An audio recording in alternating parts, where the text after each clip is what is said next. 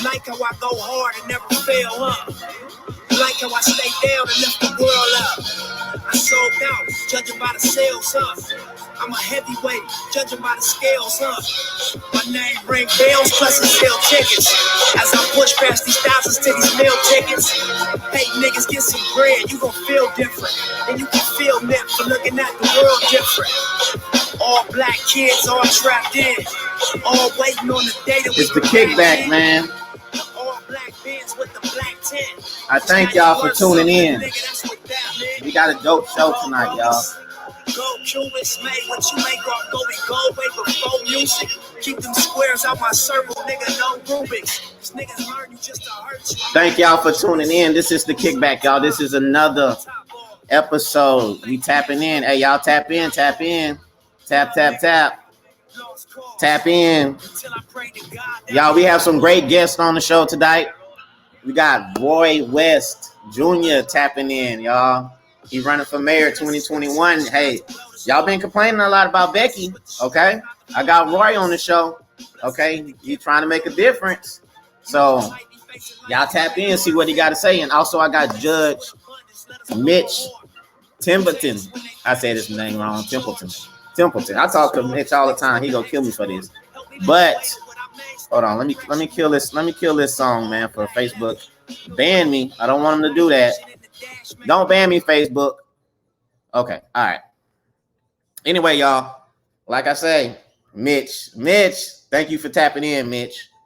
Hold on, let me change this up right quick. Because you can't see the comments like I want to see it, like that. Okay. So anyway, I got Roy West tapping in. I got Mitch tapping in, y'all. This is gonna be a great show.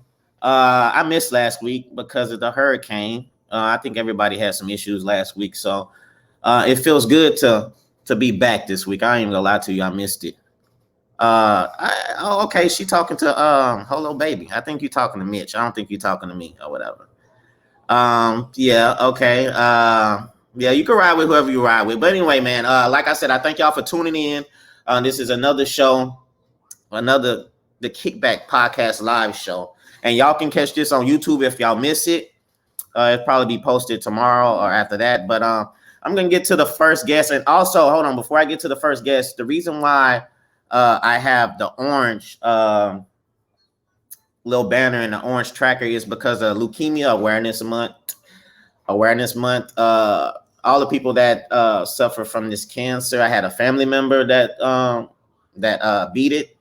So this is just for them. This is just an honor for everybody. So let's get to the first guest, man. This is Roy. What's up, man? How are you doing? What's good, man? I've been dying to talk to you. I'm not even gonna lie. I've been looking forward to this. Well, I've been looking forward to it as well. I appreciate you having me on and look forward to getting to talk to your followers as well. Yeah, awesome. How you doing today? How's the day going for you? It's been going well. It's Friday and it's Labor Day weekend, so that's a pretty good time to be. You barbecuing? We are going to have family over. We're going to do hamburgers on Monday afternoon. So we're going to be celebrating our anniversary tomorrow, my wife and I. It's a little late because we had a grandbaby in August and we were out in South Carolina for it. How'd you come out during the storm? We really, came out real well. And certainly we were in South Carolina and we'd spent Wednesday night in New Orleans. And we drove through Louisiana, DeRidder, and DeQuincy after the storm on Thursday. And obviously it was terrible. And got to go back earlier this week and see the devastation. And, it's tragic what happened over there.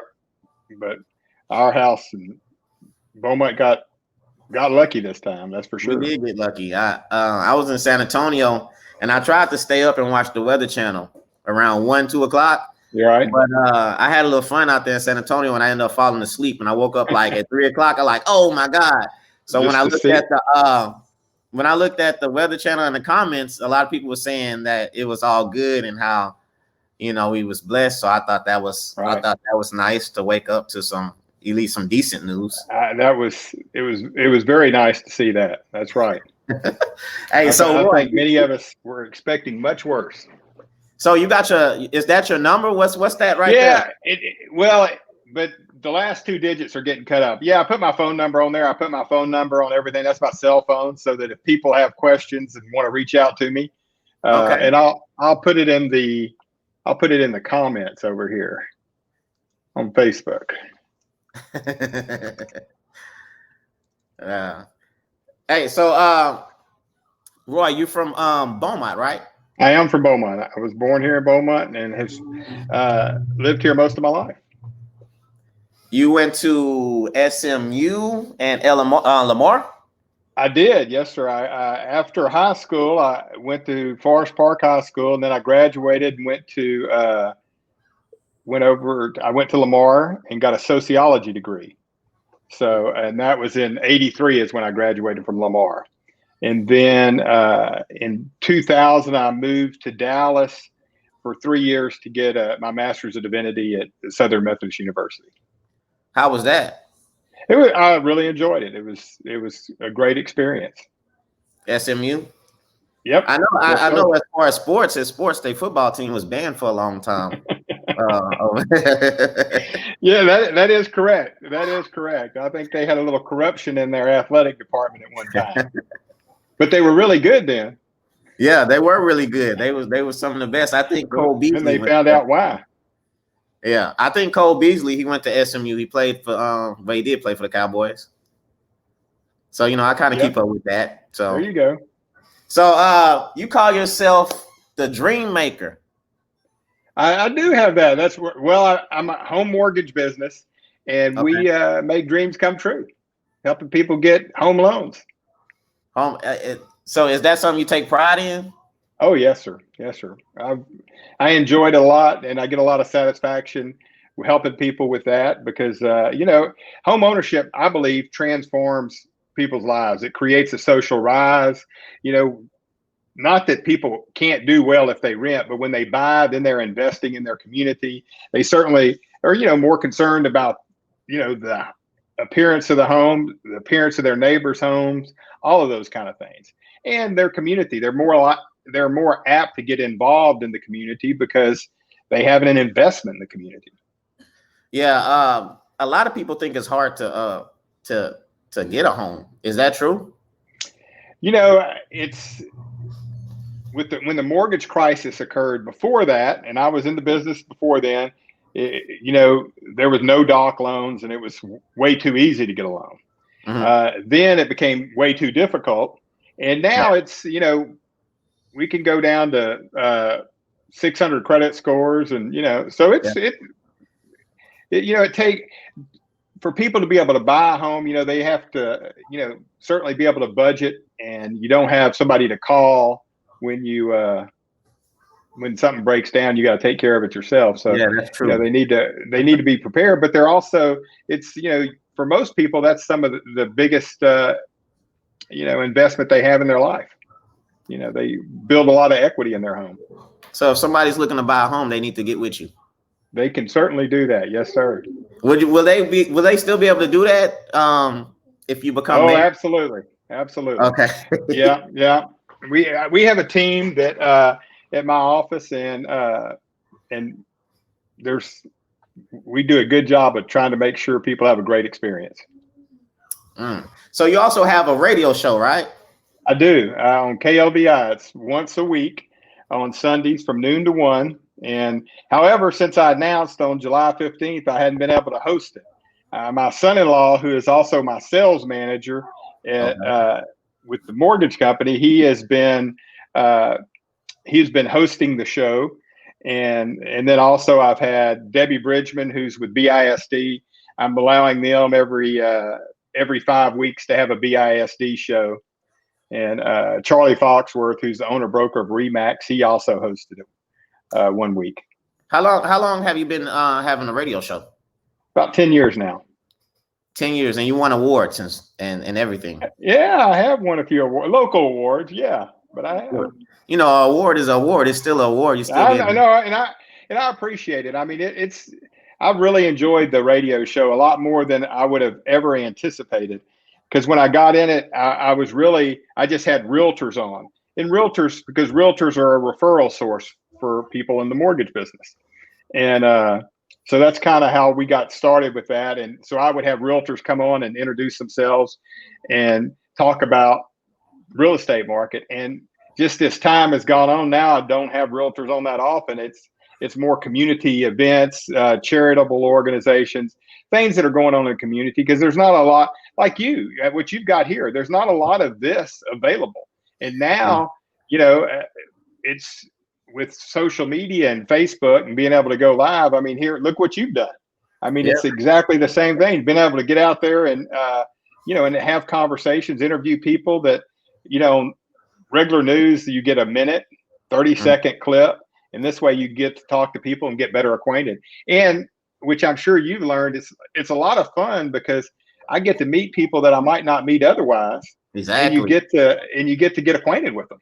Yeah, I think that's one of the dopest things about it. Is that you build a relationship with people you normally wouldn't build. I wouldn't say you wouldn't build, but it makes it makes it so much easier for you to connect with that person. Absolutely. So why put it on hold? The show on hold because I didn't put it on hold. iHeart told me because of FCC regulations. Once I announced, I couldn't be on because of equal time. And they couldn't give equal time to other people because if I was doing the show, there would be too much time that I'd be having. So it wasn't a decision I made. It was a decision made for me. So I didn't know that it was going to occur because I'd talked to them when I was looking at running, and they had let me know that, hey, this will be what happens. Okay, so eventually, I think I want I'm not gonna say I think, but I want my own radio show. What advice would you have for somebody who wants their own radio show? Well, I think what you're doing right now, you don't need any advice. You're building followers. I mean, you're getting people that are looking to you for your show, for the information that you're providing, and honestly, of course, you can connect this to podcasts right now and make it available on all the different podcast forms. And I think certainly for radio still, cheap. It's one of the free mediums right now, and cars have it. So when they're driving around, but when people are at home, I think they're certainly going to be apt to tune into you anyway. So, but that is the way. And certainly with, we got Clear Channel and iHeart, which are the two big owners of the different radio stations here in town. So let them know when they have a spot. Because they're looking for people that are going to be listening, because they're about selling advertising is what they're about. I didn't know iHeart had like something like that in Beaumont. They own 5 different radio stations here in Beaumont. KLVI is one of them. Cool, 92.5. Don't make me. I'm not an employee, so I go there. Well, I used to go there 1 hour a week to record the radio show. Now we're doing it on StreamYard, like you're doing this. Yeah. So and then just uploading the audio to them. So we hadn't been in studio since early March. Wow. Okay, so the big question: why run for mayor? And that's a great question. And there's not one short, simple answer for that. There's seasons of life, if you will, in terms of, when's a good time to do certain things. And, and I love Beaumont. Beaumont's been good to me. It's been good to my family. My wife and I have 5 children. We now have 6 grandchildren. We had 3 more grandchildren this summer. 4 of those grandkids live here in Beaumont. Okay. And, and it's easy to complain about what's wrong in the world around us. And, I'd gotten involved, and I will tell you, it's something I thought about, but I have to bring this in because it's just 2.5 years ago, I met Dr. Belinda George. I had her on the radio show, and I've been having BISD on the radio show for a long time. I like to have them on to support them. I think the district does a lot of good, and it's important that they're able to get the good news out that they're doing. And also the teachers and the administrators that work there, pour their hearts in every day to the school district and to the kids. And so I didn't know Dr. George at all, and I'd seen in the paper where she had made national news and seen, with Tucked In Tuesdays. So Deborah Bridgman, who does my radio show, is filling in now occasionally. I reached out to her because that's who I'd reach out to for guests. And I said, hey, and in the past, I had never asked for any specific guest. I said, I'd love to have Dr. George on just because, I saw this in the paper and get acquainted with her. So that was when we were in the studio and she came on. And everybody that was there that day, because usually it's an hour show and I have 4 segments and I have 4 different guests. Okay. And sometimes there's a couple of people with each segment. It just depends. And I thought I was really going to be just hearing about Tucked In Tuesday. I didn't really know much about, but she has such a heart for kids, and she, her deal is, well, this summer, because it was in the spring, she goes, I'm wanting to do ice cream for the kids, drive a bus route and give out ice cream. Mm-hmm. And I said, ice cream, treats. And I said, well, that sounds great. She goes, but an igloo wouldn't hold them, because there's a lot of students. And I said, well, we could get an ice cream truck for you and that'd be great. Mm-hmm. And she goes, so we got all that worked out and we got some other people sponsoring that. And then when the time came, I didn't know that she wanted us to go with her. Yeah. And she is, she goes, no, you got to come. She goes, cause I want the kids to see you and I want you to see the community. I want you to be a part of it. And, so we went through Maida Housing Project, Plymouth Village, all those areas over there. And quite honestly, I'd never seen Maida Housing Project. Yeah. And I've lived here, I don't drive by there. Yeah. So, and that was, I was sad that was in the backyard of Beaumont, that was right there. And that, I thought there needed to be more community awareness. And with that, we'd gotten in and became business partners with Dr. George. And I've gotten to spend a lot of time up at Homer in the last couple of years and being a part of that. And we talk about Dr. Belinda George, and she is awesome, but her staff up there, they're awesome. Mm-hmm. I mean, it is, and the kids are great. Back before COVID, we could go up there for breakfast and go up there for lunch and just hang out with the kids and talk to them. And I really enjoyed that. Got to be one of the spelling bee judges and all that. So that helped me remember how important it is to give back and get involved, even when and so, after the last election, and it's something I'd thought about before, but not for like years, but I've thought about it because city council to me is has just gotten where it's disappointing at times, the behavior that you see on council. And I'm not disparaging anybody that's on council. I appreciate them. I appreciate that they run. I appreciate the job they're trying to do. And I'm sure many times it's much more difficult than I realize. I'm not sitting in any of those chairs up there currently. Yeah. And, but, I also realize that, it's a reflection on our community. And I think we need to be able to behave better like that. And it's not about that we all need to agree all the time, but we need to be civil. We need to be able to be in dialogue. We need to be able to communicate, and we need to respect one another. And, and that applies for everybody. And I just think, I think Mayor Ames, who's, been on council since, I believe, 1993, 14 years is at large. And at the end of this term, she'll have been mayor 14 years. It's hard to stay focused and excited about such things. I've recently, as I've mentioned, brought my son-in-law into the mortgage business. I still love the mortgage business, but I knew that I needed a little bit of new energy coming in. Mm-hmm. And I just think I think that's important. And I think that's why they're elected offices. And, but with that, when you don't get a large voter turnout, I mean, we get like 13,500 of 73,000 registered voters. It's kind of the same people go vote each time, and they vote for the people that they know. Yeah, exactly. And I wanted to provide another opportunity for another choice for for mayor. I'm in a business, in the mortgage business. You know, there is no normal in the mortgage business. When people are buying houses, it's stressful for them. You know, there's timelines, moving kids, moving to new areas, you know, new churches, new everything. And I appreciate his comment. All politicians blow smoke. Well, you know, it's way I look at it is running for city council. Man, I mean, that's more about quality of life than it is being a politician. I mean, this isn't a partisan race.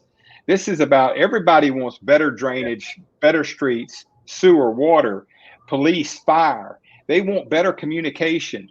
And you know, they don't want to be seeing, at least I don't want to be seeing about city council the fight they had that day. I want to see what they're getting accomplished and what they're doing to make the city better. And, you know, right now, the council gets the most news about the challenges that they're having within the council, not about what they're accomplishing. Mm-hmm. You know, and I just think we can do more. I think the communication can be a lot better, and the transparency can be a lot better. What are some things you want to implement if you become mayor? What's one thing that's important to you? Well, I would say overall, what's really important to me is, you know, it's about all the city services. It's quality of life issues. So when we talk about the roads, we talk about drainage, we talk about water and sewer, but there's not a lot of measurables with that. Meaning, all right, how good is Beaumont versus cities of comparable sizes? And, you know, when you look on the website, you see that they can replace 3,000 feet of sewer line a month. But did they replace 3,000 last month? Are they going to next month? You know, so having transparency, letting people see what has been done, what's expected to be done, and have that on a website, much like BISD does. And, you know, they have so much on their website. You can see from, you know, the demographics, the number of students in each school, you know, obviously how the school ranks, you know, all the different information, a lot of transparency. And I think the city could do that. I think the information's there. They're just not used to doing that. That isn't how they've been doing it. But I think for any citizen, they ought to be able to get in there. And if they're having trouble, they ought to see, you know, when are these repairs going to happen? And certainly I've seen some comments there. You know, we've got some great parks. We've got some great facilities that I feel like are underutilized, and we certainly need to utilize more and create just more awareness of the things that are going on in Beaumont, and that, you know, the city council, the mayor selling Beaumont to the community and reminding people what's right. I also think having citizen committees. I currently serve on a committee called it's an advisory board to the Convention and Visitors Bureau, and we meet 10 months out of the year. And the CVB does an awesome job selling Beaumont around the state. And also this past year, they started Restaurant Week in Beaumont, and they were pushing that out. And I think there ought to be advisory boards that really could become ambassadors for these different departments that, you know, they meet with them, whether it's once a month or every 2 months, and kind of get an expectation of, hey, how are things going? How are we doing with our water, sewer, you know, drainage compared to other cities? What are we going to be doing? And then when they come back 2 months later, oh man, look, y'all did so much more than that. Or if not, that's another question.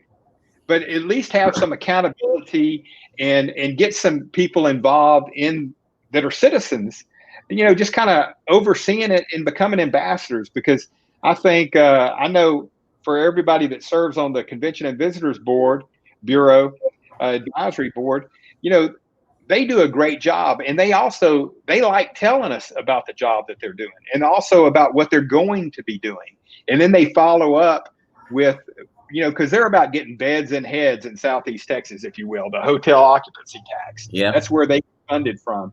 And so, you know, but certainly restaurants and small businesses where people shop and all that, they're about promoting all of that, and they do a great job. But I think that could also be done with the other departments in the city, so that there could be a little bit better accountability and more transparency for the public. Because right now on social media, people can talk about water or sewer problems, but you really don't know where to go in the city to get a response. And I think the city ought to have a narrative, and it ought to be verified. There ought to be people that are looking at it and saying, yeah, that's right. Or, no, that's not what I'm seeing. You think the mayor doesn't do a good job selling Beaumont? Because to be honest with you, we don't know what's going on in Beaumont as far as citizens. We have to really look and check out what's going on to see what's happening in Beaumont. Well, I'm running because I want Beaumont better. And I don't doubt that anybody that's running I would hope they're running because they want Beaumont to be better and they want to help Beaumont be better.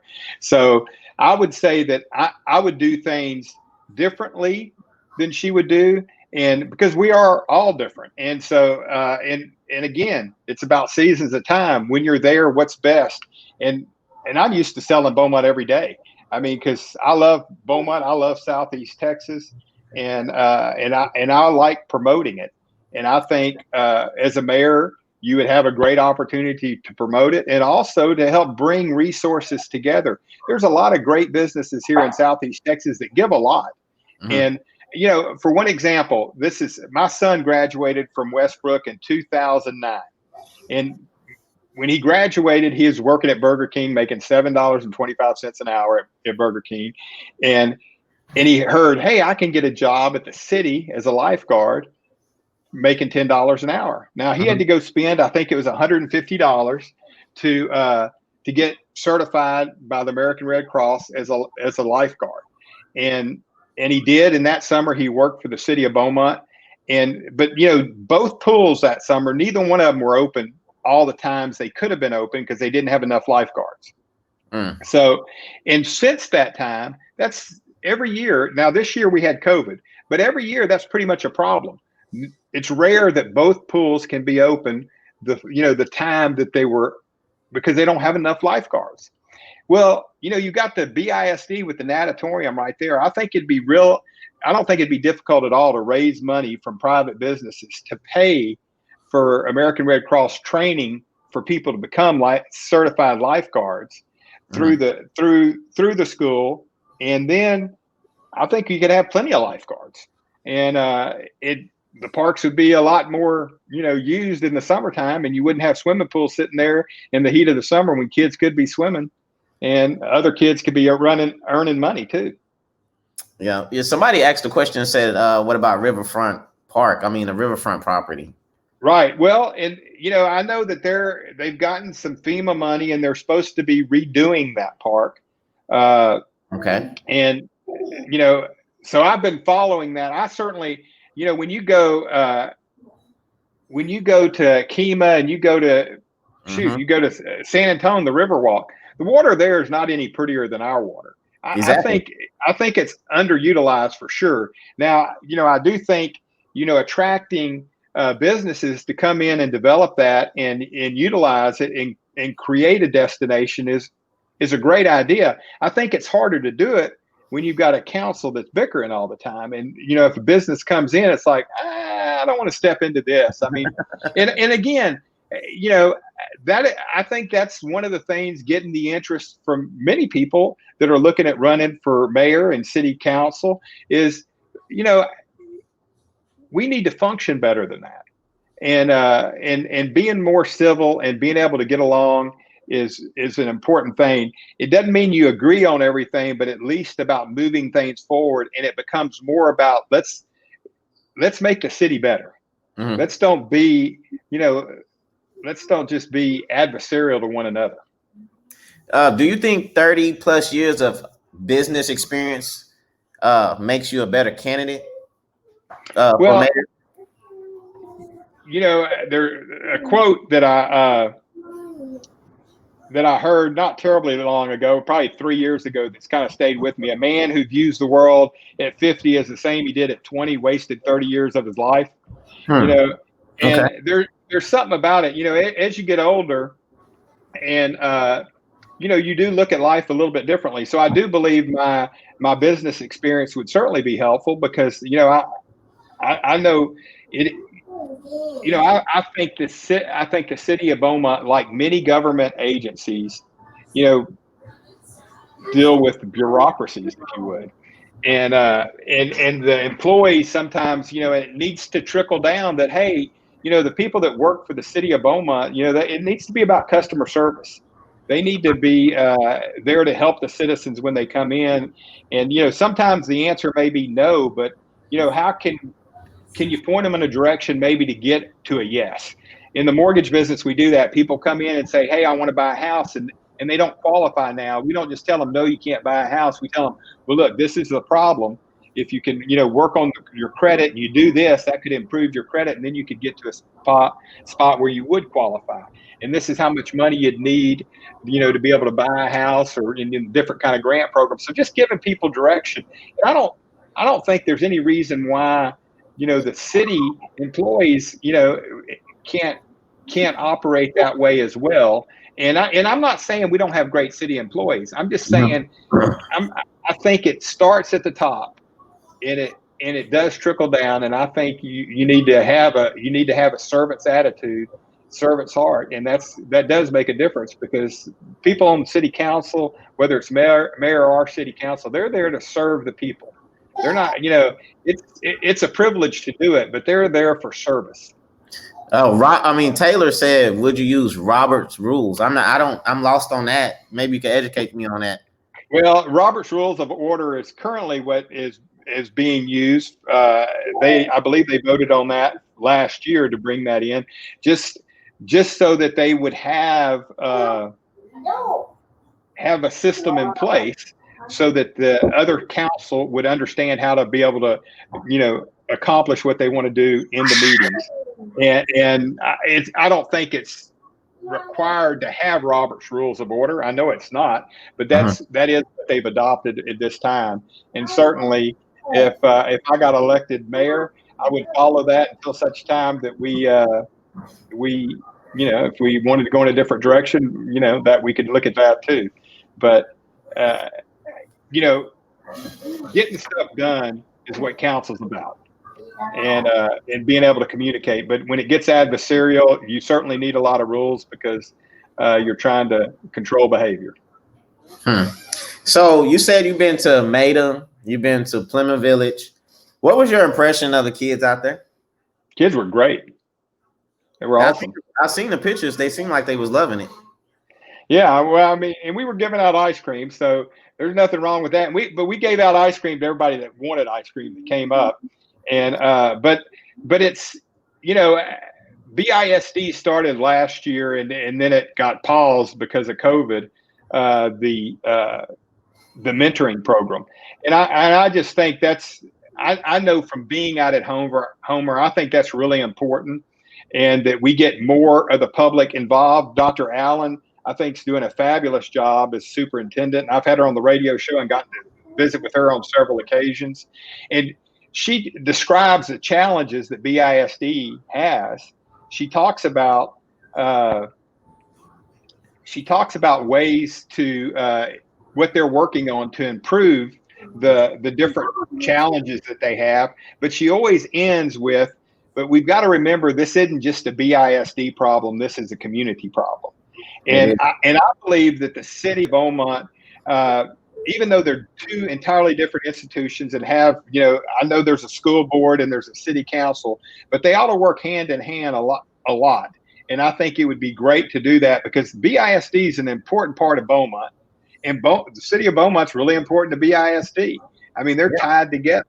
And so I think it's important that the mayor and the city show support to the school district and encouraging mentoring programs. I mean, we've got a lot more aging people in our population. Medicine gets better, people live longer, people are retiring. I've been a part of a retired senior volunteer program. I was on their advisory board, and that's a great program. Crystal Petrie over there, and it's, and they help organize getting volunteers. Well, there's a lot of volunteers in Southeast Texas, and I think directing them in areas such as the mentoring program with BISD would be great, and encouraging people to do it. And by doing it on social media, by doing it on platforms like this, but also from doing it in council meetings, I think it could go a long way to help make things better, because certainly things can improve. I think in many areas things can improve, but attitude's the biggest part about things. I mean, if people have a bad attitude, even when things are going good, they can be talking negatively. But if they see that, hey, their voice is being heard, and I think having city council meetings in the evening, having city council meetings rotate through the various wards, one per quarter in each of the different wards, having work sessions on Saturday when you have issues that are involving the community, getting them involved so that the citizens have a chance to get their voice heard. When it's on Tuesdays at 1:30, it can become pretty difficult for people to get off work and go.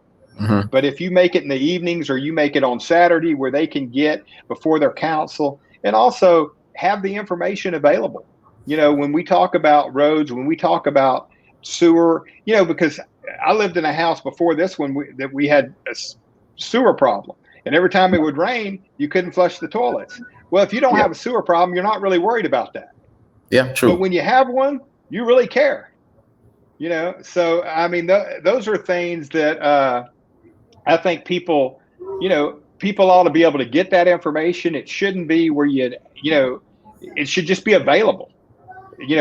Just like it should be available to the council people, it should be available to all the citizens. You should be able to go to the website and see where they repaired sewer line for the last 60, 90 days, and where they anticipate, repairing it in the next 60 to 90 days. And if you're not on that list, you might be calling your council person, and that's one way you can find out, hey, how can we make this better? How can we do things better? And it always takes 4 votes for things to change at council, but just awareness and better information, I think, makes people feel better about things. I know in my industry, and I think most things, if you feel like, hey, you're getting all the information, even if it's not the information that you may want to hear, but it's true, and that you keep getting honest answers, it's going to make you feel better. So also, you're involved with a lot of charities. Somebody said in the comment that you have a lot of charities. Well, doing the radio show, it's gotten me connected with a lot of charities for sure. Okay. And I have helped in various capacities. I've been on the Crime Stoppers board here in Beaumont for a long time as well. And I certainly believe it's important to give back where you live. But, we've got so many great charities here in Southeast Texas that do so much. And again, that reflects on our community, because those charities, the only way they can get things done is with volunteers. And that we've got a lot of great volunteers here in Southeast Texas. Yeah, I just recently started a charity to give back to the North End community, kids and everything. I think, like you said, I think it's up to us citizens to take better care of our community and stop relying on other people. So I'm trying to, hopefully make that change. Well, and I think that is exactly how it works, because I think the city ought to support that kind of, people that are investing back in the community. The city ought to be there to help people do that, and thanks. There's Jess again. Jess on it tonight. I'm telling you, she is. Yo, shout out to Jess. They got a program called Love Thy Neighbor, and they went to Orange, I think yesterday and today, to deliver donations out there in Orange. We plan on going. My charity plan on going tomorrow, but I want to shout them out. They donated a lot. They worked hard. That's awesome. Today, so. Well, and what you was talking about. So Southwest Louisiana did a remarkable job showing up for us in storms, and the Cajun Navy, and and others. And it's great that Southeast Texas is showing up for Orange and Southwest Louisiana as we've experienced. And it certainly doesn't surprise me at all, because I know, when we see the rest of the world, when they have natural disasters, oftentimes people are sitting around waiting for the government to come to the rescue. Well, here in Southeast Texas, people know how to show up for one another. They know how to show up for their neighbors and the people in the community, and they do a great job of doing that. Yeah, true. We've seen that time after time with Harvey Right. and Rita and Ike and all that. So, Imelda. So another question a lot of people wanted me to ask you is, how do you think we can crack down on crime in Beaumont? Well, I think it's going to be community policing is very important, and getting police officers interacting with the kids. One thing that I'd like to see more of, and I think certainly some cities do it, and Beaumont PD, I think, does a great job, but getting involved with these kids at a younger age so that they can interact with police officers and see that, hey, they're normal people, men and women that are wearing a uniform, and they're there to help you. And because oftentimes when people see police officers and they're not community policing, it's because an incident's occurred, and it can be kind of traumatic. And so I think you got to build relationships, and they've got to be connected, and certainly accountability. And, in terms of advisory boards, and I know they currently have an advisory board with the police, but, hearing citizen comments, being responsive, I think Chief Singletary does a good job of that. But, we can always all improve. But part of it is opening up that communication and allowing that to occur.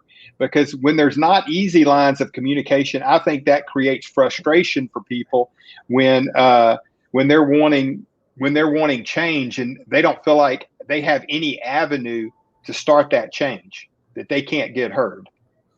So I think it's important to make that available. I think Beaumont PD, I think they need to reach out to the community a little bit more, to the citizens, and we can get to know the police officers. I know a lot of police officers myself, but I think as far as the communities, different communities, I think they need to know, get familiar with the officers, and the officers should get familiar with the people that they're watching. I think they need to build that relationship, to be honest with you. I agree with you. You used to be a police officer, right? I was for a short time in the mid 80s after I graduated from Lamar. And so when I was over in Houston, so yes, sir, I was. So, but that was 35 years ago. It was a long time ago. So it's not something that, I certainly understand that that's a difficult job, but I also understand that it's a job that needs, they need to be supervised. And certainly law enforcement's a lot better supervised, with all the video cameras and the videos that they wear, and certainly all the the psychological testing they do and all of that as well is super important, because it is, it's important. They have a lot of authority on the streets, but they, having those relationships in the neighborhoods and knowing the kids, knowing their parents, I think can make a big difference. Was it stressful when you was an officer? It seems like a stressful job now, to be honest with you. Oh, I think law enforcement is certainly a stressful job, and it depends on, what you're doing in law enforcement, obviously, whether you're writing tickets or responding to domestic violence calls or domestic abuse calls, because, I know as a police officer, you go to a domestic abuse and husband and wife can be fighting and you break it up, and then the one that was getting beat up starts beating on you, those kind of things, that can certainly happen. However, I just think it's, having adequate amount of police, good training, all of those things are important, because when you don't have enough, that can create situations, and when law enforcement aren't trained well enough. So I think you got to invest in all of that. Mike Getz said, I think he said around 20 to 25 vacancies we had for the Beaumont PD. Is that one thing you plan on doing if you become mayor, filling those slots in? Well, I don't think I would have that authority as mayor. I mean, that's a great question. Put that envelope. Yeah, but no, I think it would be. I think it's important that, and I think it has so much to do with reaching out to the public and letting the public know that and communicating that. Like when you said that, I'm not aware of that. I wasn't aware that there was. I didn't know it either until you said it. So, so that's something that, you could be seeing a little bit from the hilltops and getting out in the communities. And that, when police, one of the things they could do is when they're going to the schools, in the high schools, be talking about law enforcement as a career. And so that, and how do you go about doing that? Lamar's got a police academy, so people don't even have to go out for that kind of thing. Somebody said, would you replace the city manager? Well, again, great question, but that's not something that the mayor does. I mean, that's something that's done through an evaluation process by council, and then at that point, if they found not to be doing a great job, but I'm not coming on here to discuss about Kyle or anybody else there because that is something that the council's responsible for and the mayor's responsible for, to evaluate them and to make sure that everybody needs to be managed. The mayor and the council are by the voters. They vote on them. And then so Kyle and the city clerk, chief magistrate, the city attorney, they're all hired by the council. And I believe then the rest of it trickles down from there. A lot of things been happening with the police officers around the world. How do you feel about our police officers? You think they're doing a good job so far? I think yes. My short answer is I think Beaumont PD does a good job. I think there are police officers can make mistakes like anybody else, and there can be bad police officers, just like in any career that we look at.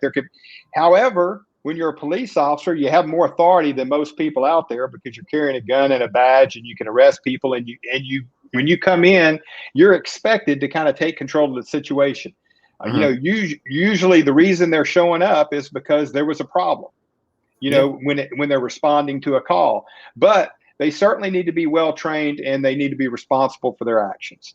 And certainly we've seen this year, and it broke many people's heart to see the video that we saw, and how that can occur is tragic, and that can't be tolerated.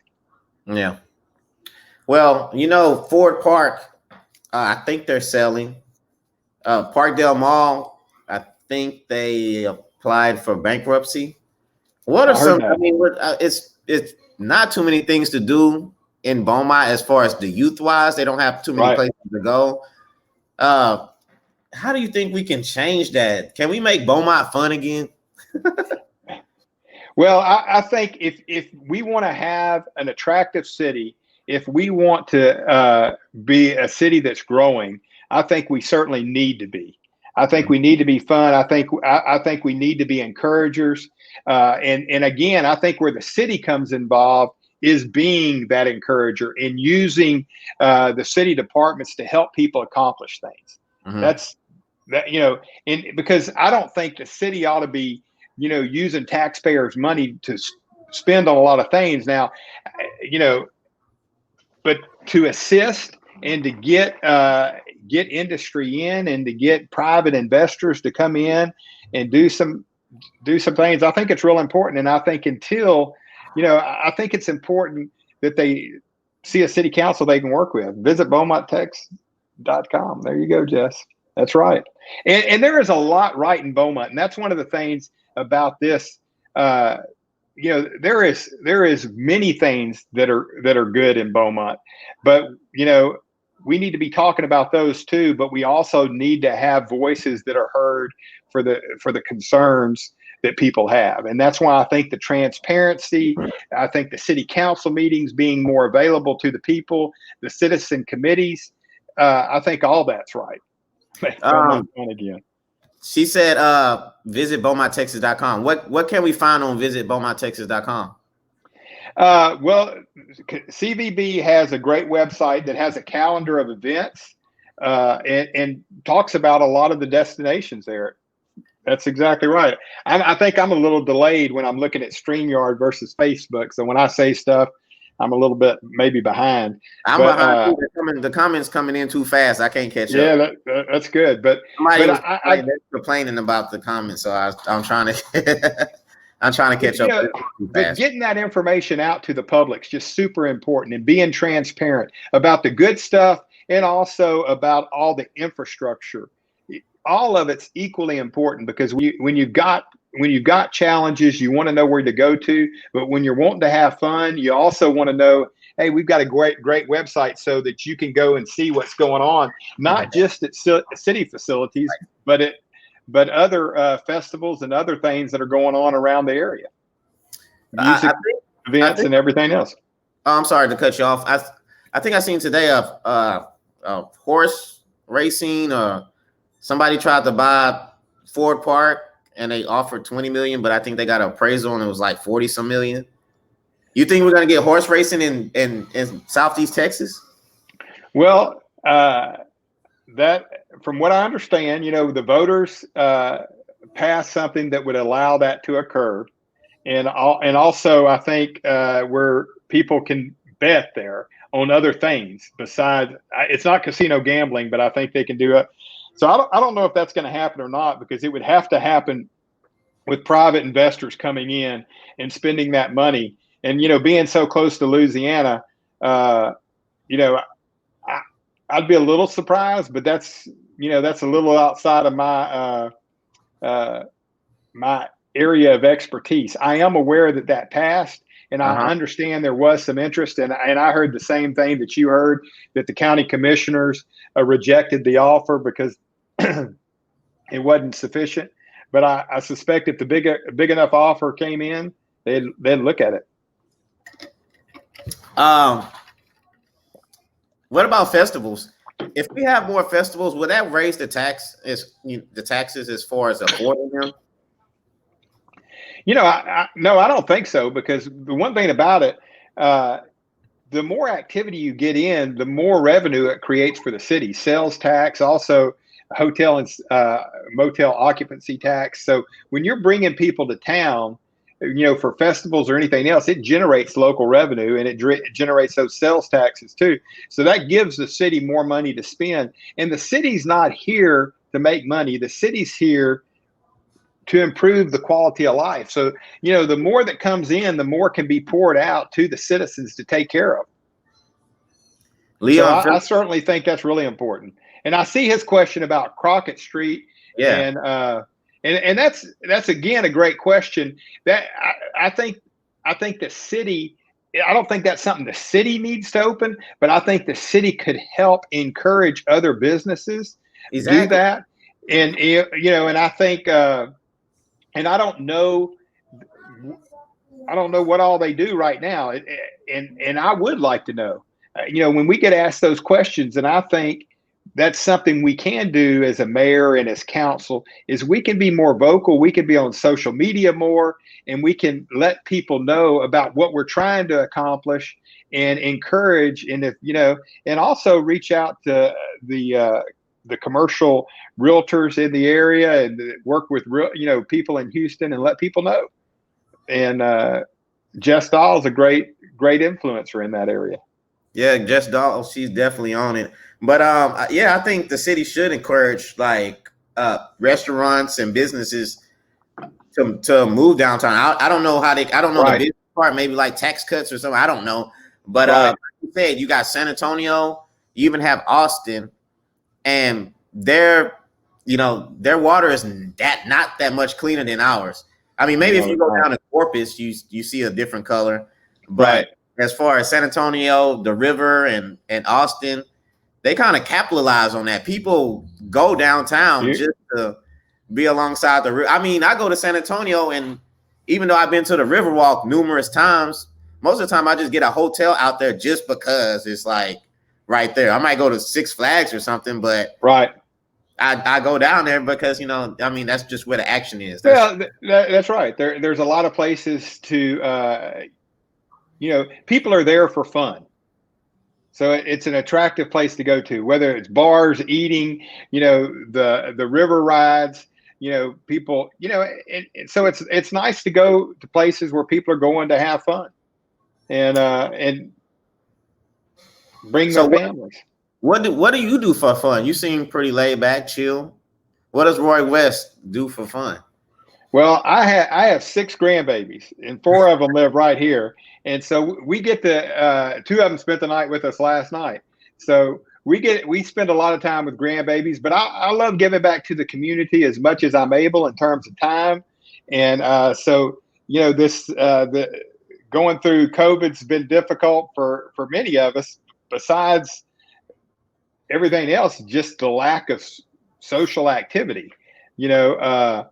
And that may, depending on what you've experienced with COVID, that may be way down there.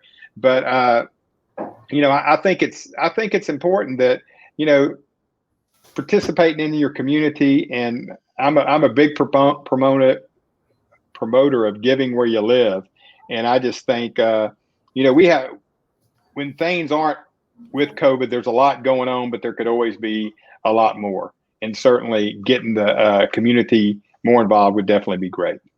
Now, a lot of people were mad because Becky wasn't she wasn't more I mean, we couldn't reach her when the storm hit. It seemed like she was hiding. That's what a lot of people wanted her to make a speech or say something. Would you be more how can I say it, more open to the public for people to communicate with? Well, and that's why I'm giving my phone number. Mm-hmm. And that's my cell phone that I have with me, and it's not somebody else's.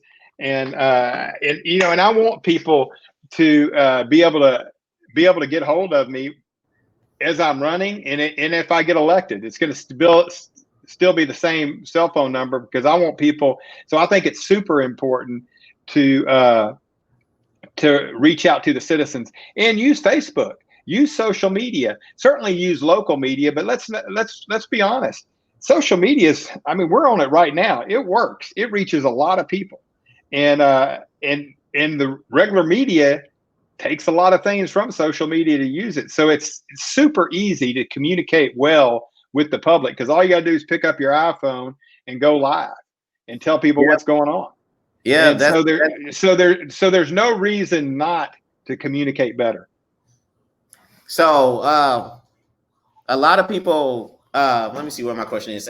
As far as when you run for mayor, when you started running for mayor, how has the campaign been going since you made that announcement that you was running for mayor? Well, I'm really enjoying it, and I still gotten to meet up with a lot of people. I have lunch. I wear my mask going to and from. I wash my hands. I do Zoom calls, and I've made a lot of phone calls. But I really got pretty serious about this back in February, and I talked to Mayor Ames then. I went and met with her in person and let her know that I was looking to consider running at that point. And I began calling people that I know had an interest in city politics and in local involvement, and asking what they thought. And I was getting good encouragement. And one of the reasons I announced as early as I did, because I certainly know it was early, July 15th, that was early.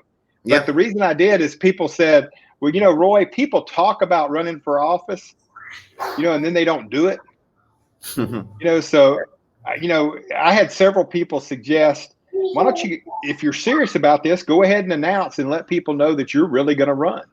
Mm-hmm. And that's what prompted me to announce. So yes, it's been a really good experience. I've enjoyed it. I've gotten to meet a lot of people, gotten to meet you, but get to have a lot of conversations that I wouldn't get to have otherwise. And I'm really enjoying them. There has been no negative to it for me at this point at all. And I'm enjoying it. I'm reaching out across the city to as many people as I can, and look forward to getting better acquainted. And win or lose, I know I'm going to come out of this a better person, because I've gotten to meet a lot of cool folks, and so many of the people that I get to spend time with talking to are people such as yourself that care, and that's why they want to have the conversation. Yeah, Jacorian said, how would you work with other elected officials, local and state and federal? Well, Jacorian, great question, and I think it's, again, that's something is really important to be able to do. And I think you start right here in your own backyard. You start with, BISD. You start with the other cities as well, the city governments around, and then I'm quite fortunate with the radio show. I've gotten to meet so many of them. I've had them on the radio show. I've had most all our elected officials on just since COVID started, before I got off. So I've got relationships with most all of them, and certainly appreciate what they do. I mean, I may not agree with all the politicians, but it's what you're not going to hear me talking bad about anybody that's currently serving, because they're doing it. True. I mean, I appreciate the fact that people are willing to do it. And sometimes people question motives, and, they can do that, but they're still up there doing it. And some people just want to sit on the sidelines and complain. And, I want to get involved. I've been involved, but I want to get involved more. And I want to get people that want to be involved and want it to be better. Let them get involved. Yeah. Bring them along, and let's make Beaumont the destination that we know it ought to be, because we've got everything right here. We got lakes, we've got rivers, we've got the ocean all close by. There's no reason why it can't be better than it is, and it's good now, but we've got room for improvement. Okay, so before my last question for you, because a lot of people want to know, why should we vote for Roy West in 2021? Well, that's why I'm doing what we're doing right here. I just want to get acquainted with people. People are going to make that decision for themselves, whether they want me to be their mayor. And I'm going to respect whatever the decision they make. But, I think who's ever running, I think they're running for the right reasons. They want to make the city better. How are they going to do that? What are they looking at doing? I would certainly agree that it's not easy, but I think sometimes just fresh perspective, fresh personalities being involved, different personalities, it doesn't make them better. It's just different. It's just a different approach. And like what we've been talking about this whole time, more transparency, better communication with all the city departments, I just think that would begin to make things better right there.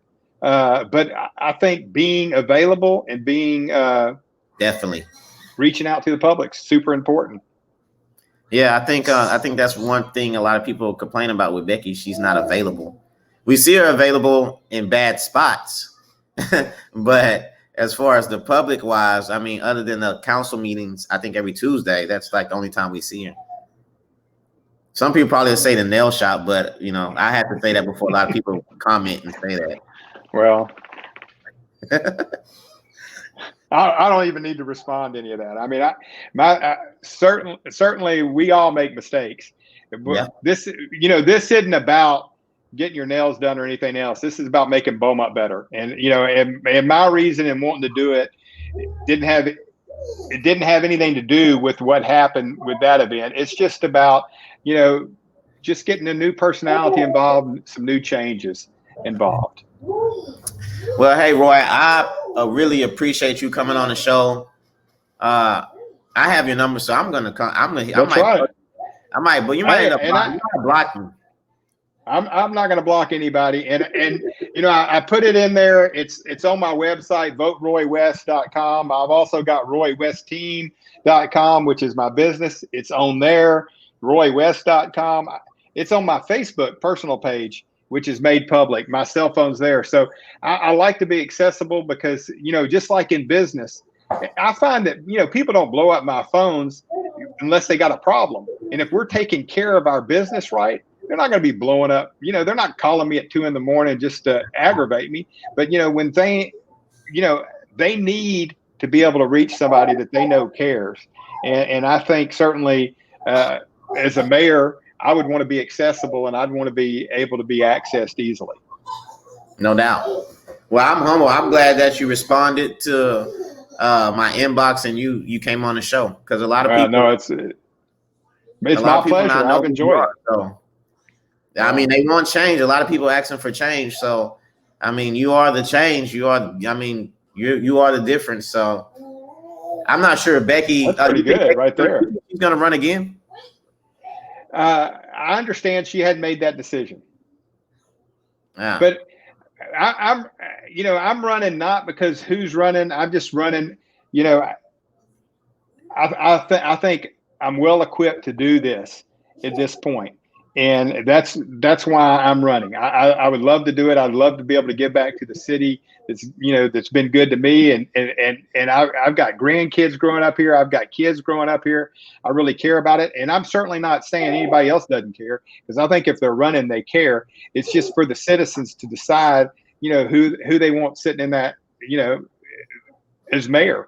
And but certainly, I want nothing but good things for Beaumont, whether I'm mayor or not. And I appreciate that. And I think that's what we all want. No, I think so too. All right. Well, I thank you for coming on, Roy. I mean, like he said, if y'all want to contact him, don't contact him over no, hey, this and that. Some serious questions. He have his number listed out there for y'all. That's right. And I put it in the comments too, because I know they can't. The last numbers are 17, so it's 350-9317. All right. Well, I thank you for coming on, Roy, man. Good luck to you. All right. Thank you very much. Appreciate it. All right. Thank you, sir. All right. Bye-bye. All right. That was Roy. That was Roy West Jr. running for 2021 Beaumont mayor. If y'all are tired of Becky, y'all been seeing Becky since 94, man. Some of y'all wasn't even born in 94. And y'all been seeing Becky. Becky's been Kyrie, calm down. My daughter is wilding out on Roblox right now. I don't know what I know she's on Roblox, but she is wilding out right now. I can't see the shares. Tremaine, I can't see the shares. I don't know. I shared most of it before the show to some other platforms, so I don't know. But can y'all please share the show? Can y'all do that for me, please? It don't cost to share. It does not cost to share. Just be like, let me share this just to get him, because he's annoying me right now. Just share it one time, all right? Have y'all ever given back? Have y'all ever gave back? If y'all had never gave back, this is your chance to give back right now. This is your chance to give back, to share the show. And the next guest, hold on, let me hit him up.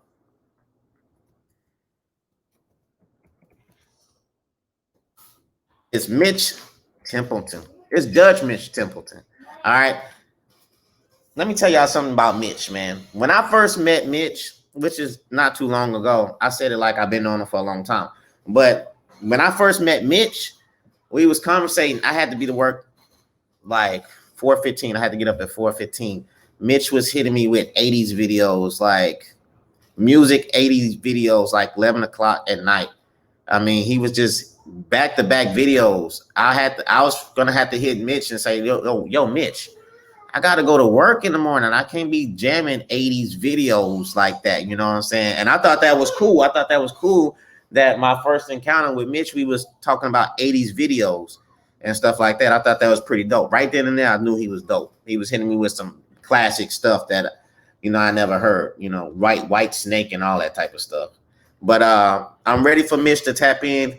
I think he's finna try to get his iPad rocking and rolling. But anyway, I want to thank everybody who donated to my charity, the Northside Alumni Children's Charity. I want to thank everybody for donating. We're going out there to Orange around 1:30. We have a church that we're going to drop off. Hey, Jess, I'll tell you what videos it was. It was a couple of videos. I can't think of it. I never seen the videos in my life. But we're dropping off our donations around 1:30 to a particular church. And it feels good, man. I'm not even gonna lie. I wish I could donate it right now, because it's like burning a hole in my pocket, all these donations. I'm just ready to give it out to them. I'm ready to help out. But I want to thank everybody for donating, because a lot of people talk about giving, but they don't actually put in work. So everybody who I encountered, everybody who came by 7680 King's Crown Barbershop and donated, I thank y'all. I love y'all. I really appreciate y'all for doing it, because when we got hit by Hurricane Harvey or whatever the flood was, we had a lot of other cities donating to us, giving us water, food, and everything else. And so I thought this would be a perfect time for us to give back. Even though I have a children's charity, I figured that um, I want to help somebody. It don't have to be kids. I want to help people. So my next guest, Mr. Honorable Mitch Templeton. Hey, what's going on, Mitch? The usual. Mitch, you got that UT hat on. I do have that. I do have that hat on. University of Texas Hook'em Horns. I'm out in Central Texas right now. I'm in Kerrville for the Labor Day weekend with some buddies of mine riding motorcycles. So I'm coming to you live after a long, grinding 7-hour drive. We had a big thunderstorm between Houston and Kerrville. I heard it was raining in that area a little bit. It was really bad. And, you know, it's so interesting to hear you talk to Roy and other city leaders. The growth out here is just phenomenal. I was born in Austin, and so I spent a lot of time in Central Texas as a child. And then when I got out of UT and went to work selling computers to banks and savings and loans, my territory was out this direction in the Brazos Valley. And, you know, I'd get on roads out here and you wouldn't see anybody. Mm-hmm. Not now. It is bumper to bumper every time I've traveled I-10 from Beaumont all the way to San Antonio. Yeah. I love that. I love Central Texas. It's just something about Central Texas. I don't know, because I'm used to Southeast Texas and all the trees, and you go to Central Texas and you see the landscape, you see the mountains and stuff. But when I was younger, we used to play soccer, and we go to soccer tournaments in Austin, and we could see the houses on the hills and just the atmosphere. I just love Central Texas for some reason. I understand it. I'll tell you what, though, I know you just finished talking with Roy about Beaumont. Mm-hmm. One thing that Beaumont has, and all of East Texas has, that Central Texas really does not have enough of, is water. Yeah, it's a tremendous asset. And, you know, talking about developing the riverfront and utilizing our water resources more. Of course, industry relies on it completely. You're a process operator, aren't you? Mm-hmm. I mean, you know how important water is. I don't know if y'all use it in cooling towers or the chemical reactions themselves. Yeah, but it's huge. They don't have it out here. They don't have enough of it. And, they don't. It's amazing, but it's amazing the growth that they've had. Is that one of the reasons why it's not a lot of refineries out there in Central Texas? Well, I think the reason, actually, the refineries are where they are, because oil was discovered in Beaumont in 1901. Mm-hmm. The original Texas oil boom went down in 1901 at Spindletop. Yeah. And if people, I see the comments and people want things to do, and there are a lot of things actually to do in Beaumont. You have to put in a little effort to do them. I love going out to that Spindletop exhibit out on Spur 93, I think it is, out there with the federal prison, out toward the federal prison. They have a huge, beautiful display out there. And when I was in private practice, I've had lawyers come in from Midland, Odessa, and anybody that's connected with the oil and gas business knows about Spindletop. I mean, it's the heart and soul. It's the genesis of Texas, the Texas oil industry. And so I'll take them out there, and you can take your kids out there. They have a big, beautiful display, and you can see they've marked where the actual wellhead was, where the thing came in. And so I think that's why the refineries are there. Yeah. It wasn't just oil. I mean, every related industry, from production out of the ground to, refining of chemicals, needed to be near the source product. And so that's why we have the industry that we have. And then the water is just a natural asset that goes along with it. Do you think it's a shame Beaumont doesn't capitalize on that? Well, I think they capitalize really well on their industry. The question is, how do they capitalize on the quality of life issues that y'all been talking about? But before we get into that, can we back up a little bit? Let's back up. So you started telling a story, and I'm switching devices between my iPad and my iPhone. I apologize. I want to know a little more about you, because people may be interested to know. You and I have never physically met, I don't think. We haven't. I don't think we have. And so, where did you grow up? Okay. I haven't. I haven't, I interview people, or if you want to call it that, but nobody ever has flipped the script like that on me. So I grew up in the north end of Beaumont, Texas, off of Lucas and El Paso. Uh, you could say that. I mean, yeah, Alpha Lucas and El Paso, let's say since I was in the first grade. So, that's generally the area that I lived in. My grandma lived on the next street over on Hardin Street. So if we wanted to go to grandma's house, we'll just walk over to grandma's house. It was nothing like that. So I went to Eugene Field. Later, I went to Bowie Middle School. And then I went to Little Central, and then went to Big Central, and went to Lamar, fresh out of high school. Didn't take it serious. Went through life. And then eventually I went back to college, where I graduated from Lamar Port Arthur with a process operator degree. Right. So, learned a lot of lessons, growed a lot. So, So why is West Africa your nickname? It kind of started as a joke. And then when I used to see people, they used to say, "Hey, there go West Africa." And so it kind of took off. So I kind of just, rolled with it. But when I rolled with it, I started thinking about it as far as I wanted to know, like, as far as DNA testing. So I know they had the African ancestry, they had the 23andMe, they had I think it's Ancestry or something like that. Right. But I wanted one that was more detailed. So it was African ancestry. It's like $300. And $300, it was like, it's a commitment. So I took the test, and they came back, and they told me what country I was from and the tribe and all that. So, I kind of take it a little serious now, but the name has started off as a joke, and it's kind of like serious. So I ask people about it. Should I change the name? They say, nah. I mean, a lot of people, know you from that name, and it's normal now to them. So you changing it would be kind of, Well, there's a strong connection between, West Africa, the coast of West Africa and Texas because of oil production.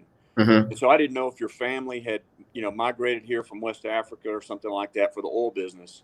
No, they didn't. No, they didn't. I just rolled with it. I think I can't remember the joke I made about it, or I don't even know if it was a joke, but I was just talking about West Africa a lot. And then, so people was like, they'll comment about Africa, West Africa. So it just kind of blew up from there. Interesting. Well, you asked Roy a question earlier about getting your own radio show. Yeah. And, I'm an old guy, so I don't know about a lot of the new technology and stuff, but to me, you've already started what you could do. I mean, you know Joe Rogan, yeah, and locally Tyler Troutman. He's got a show. I sent you an episode of. I watched his shows. Yeah, I'm a sponsor of his show. I don't even, just my perception as an old guy that's been around a little while. And by the way, I love AM radio. When I was at the University of Texas from 1982 to 86, the only game in town was Larry King on late night AM radio. And I was lonely. I lived by myself most of the time. And so I was lonely, and I would listen to it all night long. But, you have access to the world in this format right here. The question is, of course, do you want to go for sponsorships? What's your subject matter? What's your target market? But I told you the first time you and I communicated, I see a natural talent and an intellect with you that really could be developed if that's what you want to do. It's definitely what I want to do. I mean, I'm not saying don't quit your job as a process. I'm not saying quit your job as a process operator. And by the way, did you get that baby a cake tonight? Oh, she's on Roblox. So I don't know what she's doing on Roblox, but she's pretty active right now. She's kind of turned up. So I guess when the iPad goes dead, she's probably gonna ask me. So I'm gonna have to text her mom to come help me assist. So that's usually what happens. When she starts to ask for stuff, I just text the mom, and then she'll come and help me out and calm her down. So well, I think that's a sweet element of your show. Okay. I really do. You know, Yeah. my sons are grown, and we've got a grandbaby on the way, but, you know, that's a sweet element of your show. And it's obvious that you're a loving, good father, but what really piqued my interest in you was your humor. And, you know, humor is a sign of intellect, okay, and intelligence. Mm. And you use your humor in a political way and non-political way. I've seen your voiceovers, and they're funny. Number one, they're funny, but number two, you know, humor is a way of dealing with stressful, difficult societal things. Mm. And so I see you filling that niche, and I think that's what draws people to you. It's what drew me to you. Yeah. You know, for example, when you do a voiceover on a fight, you know, in the hood, that's Oh, not you seen that? You seen those? Oh yeah, I've seen them, and so it's not a good thing. Of course, it's a bad thing. Yeah, of course. Yeah. But how can we deal with this? Right? We want to stop them, of course, and Yeah, we can we deal do. with them from law enforcement. We can deal with them as a judge. I can deal with the fallout, you know, the ultimate, whatever that comes to fruition in my court. But you are helping society at large deal with it with humor. Yeah. It's like a release valve. Yeah. And all good comedians, I think, have an element of that. Jerry Seinfeld talks a lot about it from a Jewish perspective, and you know, from being oppressed and discriminated against, and then that has spawned a lot of humor. And so I see that in you, and honestly, I've told you this before, but I'm telling the audience now. That's really what kind of drew me to you.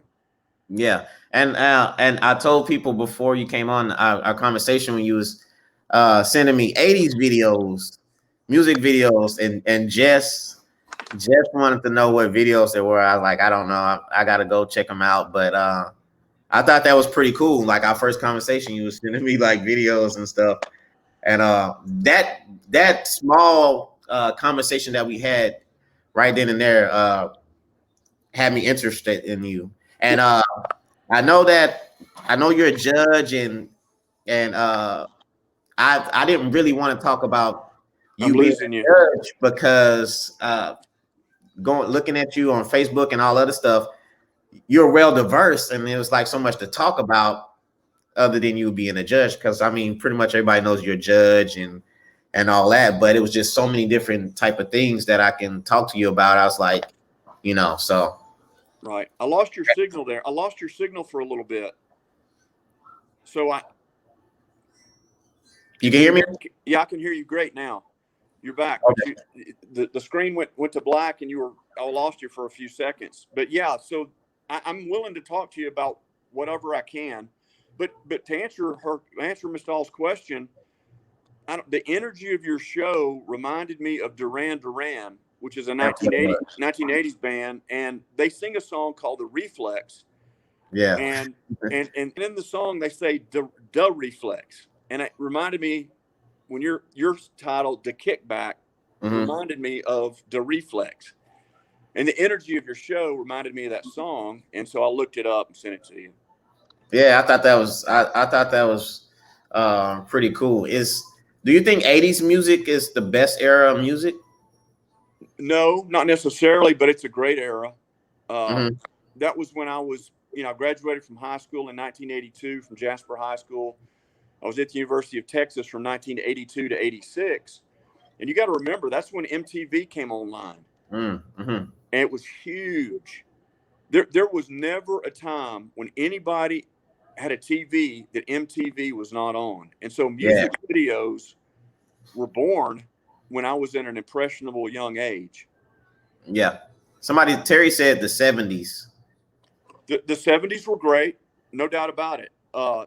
And, you know, and there's honestly the current music I'm not up to speed on, because with the oldie stations and all the digital music that's available, you know, I'm current pretty much up through the 90s, but that's about it. I've kind of stopped there. I've kind of officially frozen myself in time. Yeah, I wish I could do that too, because the music nowadays, man, it's just like, oh my God. I'll go back and listen to something in the 90s real quick. Well, it's a blessing to be living now, because you can listen. I've pulled up music from the 1930s that I didn't know about, Yeah. Ken Burns did a Ken Burns did a PBS special on the birth of country music, and I pulled up artists from the 1920s and 30s, just based on seeing that. I never would have known about that, but it's all of it is every bit of it almost is available on Apple Music. It's incredible.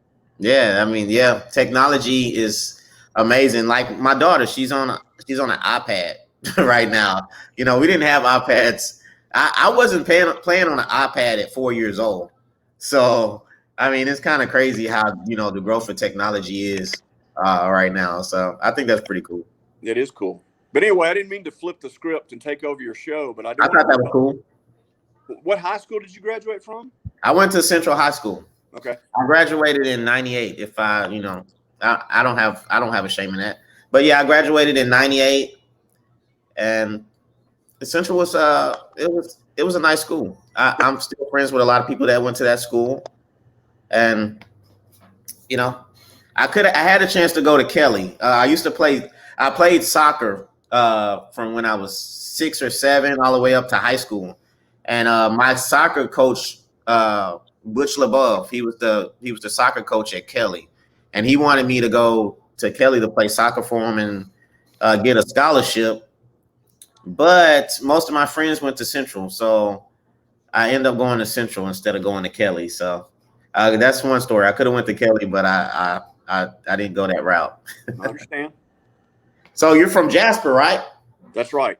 How was it growing up in Jasper back in the days? It was excellent. It was absolutely excellent. My family moved to Jasper in 1968 to open the hospital, which is Jasper Memorial Hospital. It's still there. Mm-hmm. I was a baby. I was 3 going on 4 years old. But I remember it. I remember living in Navasota, Texas, which is the town we lived in before we came east to Jasper. So I'm not originally from Jasper. My parents were not originally from East Texas. Mm-hmm. And so I grew up in Jasper County, hunting, fishing, welding, mechanicking. Welding, okay. And had a good education background. And so it was really kind of idyllic. Started dating my wife when we were 15 years old, and we've been married 34 years now. So it was idyllic. It was actually beautiful, to be honest with you. You played football, huh? I did. I'm very proud of that. I played for Gene Wackowiak, and football was very important to me in terms of developing my physical characteristics and my mental toughness. There's an old saying that athletics don't create character, they reveal it. And so my dad had already instilled a real strong work ethic in me, but it was refined and became even stronger, playing for the Bulldogs. We would lose one game every year. We could not beat Beaumont Hebert. Back in those days, we couldn't advance because we would lose one game. And even though we finished second in the district with one loss to Hebert, we couldn't advance. It's not that I'm bitter about that or anything, Mr. Floyd. Yeah. Were there close games or were y'all getting blown out or something? No, my junior year we tied them and they won on penetrations. On penetrations? Yeah, my junior year, my senior year, I think they beat us 35-17 or something. But I mean, they had several. Well, they had a bunch of Division I players. We did too, but they had more Division I players, and they had Jerry Ball, future NFL Hall of Famer, Bert Adams. Mm-hmm. I could go on, but it just we never should have been playing them. I mean, there's no way a Jasper High School should never have been playing a Beaumont. That's what I was thinking. Like, how were y'all able to play them? Y'all were in the same district? They had us classified with them. We had to play Huntsville, and I don't know why. I don't know. I'll never know why. I guess I wasn't an adult, but they were pulling students from a 110,000 person community. We had 6,000 people in our town. Yeah. Man, that's crazy. And of course it's widely known they were recruiting. They recruited Jasper players to try to, if they had an auntie or a grandma in Beaumont, they would say, come live with come live with her and play for us. And wow, they was doing that back then, oh recruiting. yeah, listen, nothing is new under the sun. Okay. Oh, okay. I didn't know they was doing that like that back then. Absolutely. So you played baseball also too? I did. Yeah, it was probably my best sport. I didn't get really physically mature until I went off to UT. But you know, I loved baseball. I loved football. And frankly, I spent too much time doing both of them I should have studied harder, but it worked out. You know how that goes. Right. It worked out. Yeah, when we played baseball too, that was the thing growing up. I mean, we played soccer, we played baseball, but when I was growing up, the baseball, we used to have parents drop their kids off at the baseball park to watch the games because that's where everybody would go to. That was the action on the weekends. You go watch Little League baseball, and we'll be playing, and our buddies will have their parents drop them off, and they'll just come and watch the games. And we don't have that no more. But that was some fun times. And I still watch Little League baseball when they go to ESPN on the World Series and stuff. That's something my family still enjoys. Right. So as far as baseball, did you play for Jasper or was it just I played for Jasper. I played in summer leagues, leading up to playing for Jasper. And then even after, playing for the high school, we had a summer league program that I played in over in Woodville. You might see some pictures. There's some pictures on the internet. We had a team our name was the Indians, but that was a summer league. Somebody said ask the judge about his wife good cooking. Oh my goodness. Yeah, look at my belly. So you went to you ever thought about walking on and playing football? No. It's funny you asked me that question because my freshman year at the University of Texas in the 80s, they did not require a PE class. Okay. But I took them anyway because they were fun and it was real important to exercise. So I lifted weight. I took a weightlifting and running class right my first semester. I gained 25 pounds, all muscle. Damn. Okay. And I was like, dear God, why couldn't I have had this last year? And so my father, when I went home, he looked at me and he said, "Are you going to walk on?" And I said, "Daddy, you have not seen these men.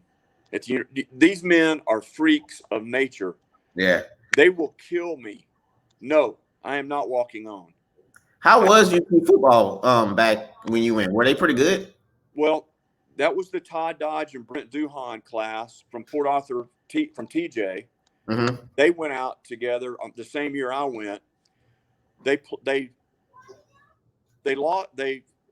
tied Georgia in my sophomore year and fumbled away the national championship in the end zone. Damn. But then my senior year, they weren't that good. They had an unbelievable defense my freshman and sophomore year. They had several All-Americans. Can you still go to the games? Can you get in free at the games? No. I feel like alumni and all that can get in or whatever. No, sir. Let me just tell you, that's all about money. Yeah. But UT has all the dollars though. They have it all. Yeah, that's because, and you know why? Because they don't let alumni in for free. Y'all got your own network and everything. Yeah, the thing about Texas graduates, especially when I was there, it did not foster a lot of unity. Mm-hmm. You had to. It was all about performance. The whole place was all about performance and competition, which refines you. It either crushes you or makes you better. And so they've really focused more on trying to unite their graduating classes. Mm-hmm. But when I was there, not so much. And plus, they had swollen. They had 55,000 students there. My freshman year was the largest they've ever gotten, and they didn't care. They didn't care about anybody staying unless they wanted you, unless they're trying to get their demographic numbers right. Unless you were some kind of special case, or you were real your father or someone was real influential. just slightly above average kid from Jasper like me. There were tens of thousands of us there. Yeah. And so it was all about, you made friendships. I made friendships for life there.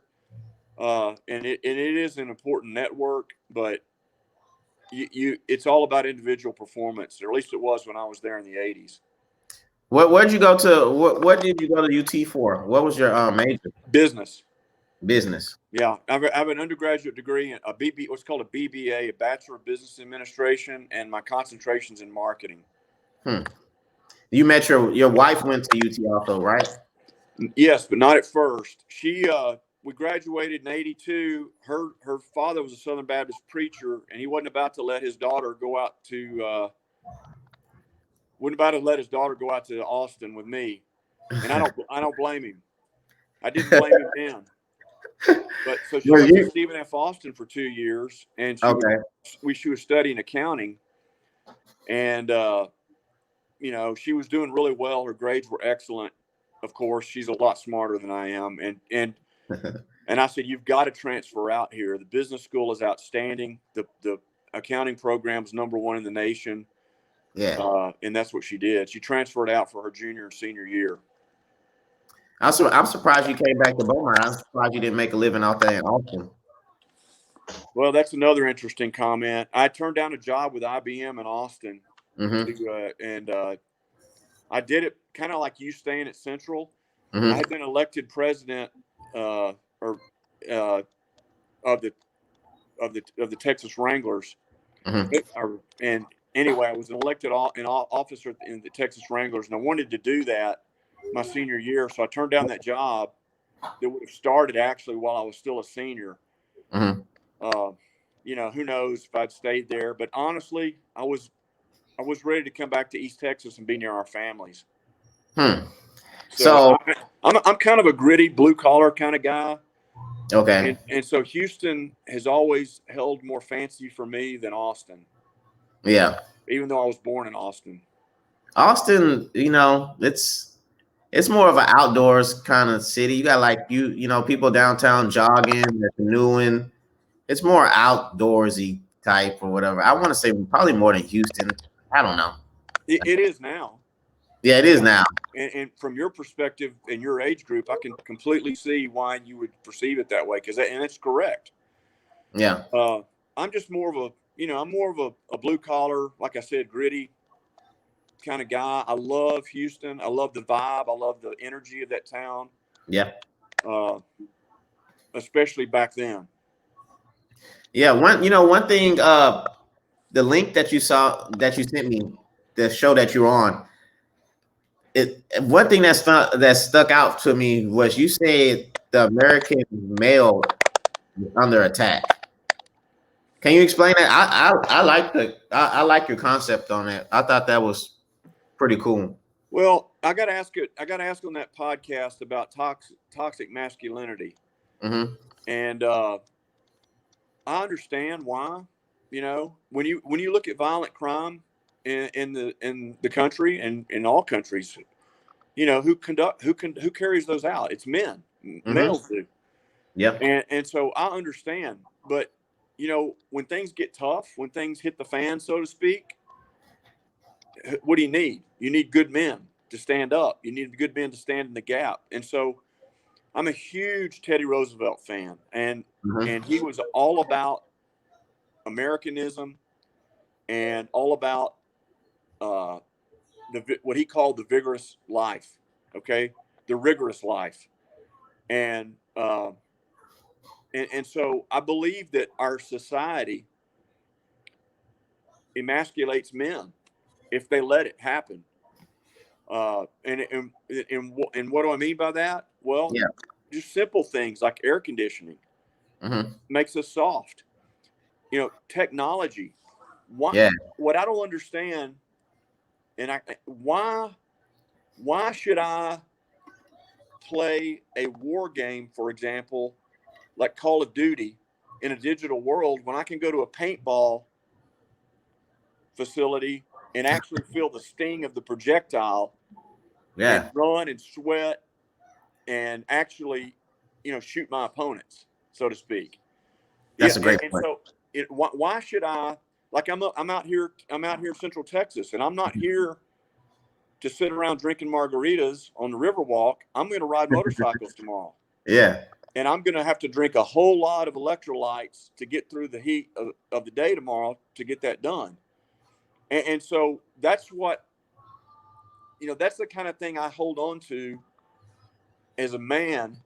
And I wish that more men focused on doing that. Beaumont is a great place to do that, by the way. We've got a wonderful public horse facility. We have waterways. You can buy yourself a very reasonably priced kayak at Academy and explore endlessly our waterways. And you will see birds, you will see alligators, and you will build strength and stamina while you do it. And you will be more in touch with your environment, and you will, it's recreation. Yeah, because you see that all in Austin. You see them canoeing down the river. Right. And stuff. And like you said, we got more waterways than Austin. I know. And if you put a life jacket on your child and put them in the front of your kayak, they will love it. I'm pretty sure they will love it. I think that'll be a great experience. Absolutely. And I'm all for it. And you can take your children out to Terrell Park Stables, and they will put you on a horse. You talk about heritage, and I that's one thing I wish Beaumont had a stronger horse culture, because I think that is so important, especially in Texas. Yeah. And I think that there's a vibrancy and a soul, if you will, related to the care and usage of horses. The strongest group, in my opinion, are the ranchers out in the Winnie Stoll area in West Beaumont. And then you've got a very, very strong black cowboy contingency in China. Yeah, you do. And those men and women are really, to me, the heart and soul, are an important part of the heart and soul of our community. And they kind of go unnoticed. What do you think about the horse racing that they're trying to bring out here in Southeast Texas? Man, that is music to my ears if it could actually happen.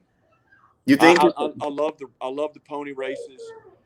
You got to be careful. The gambling is not good for people with addiction disorders. True.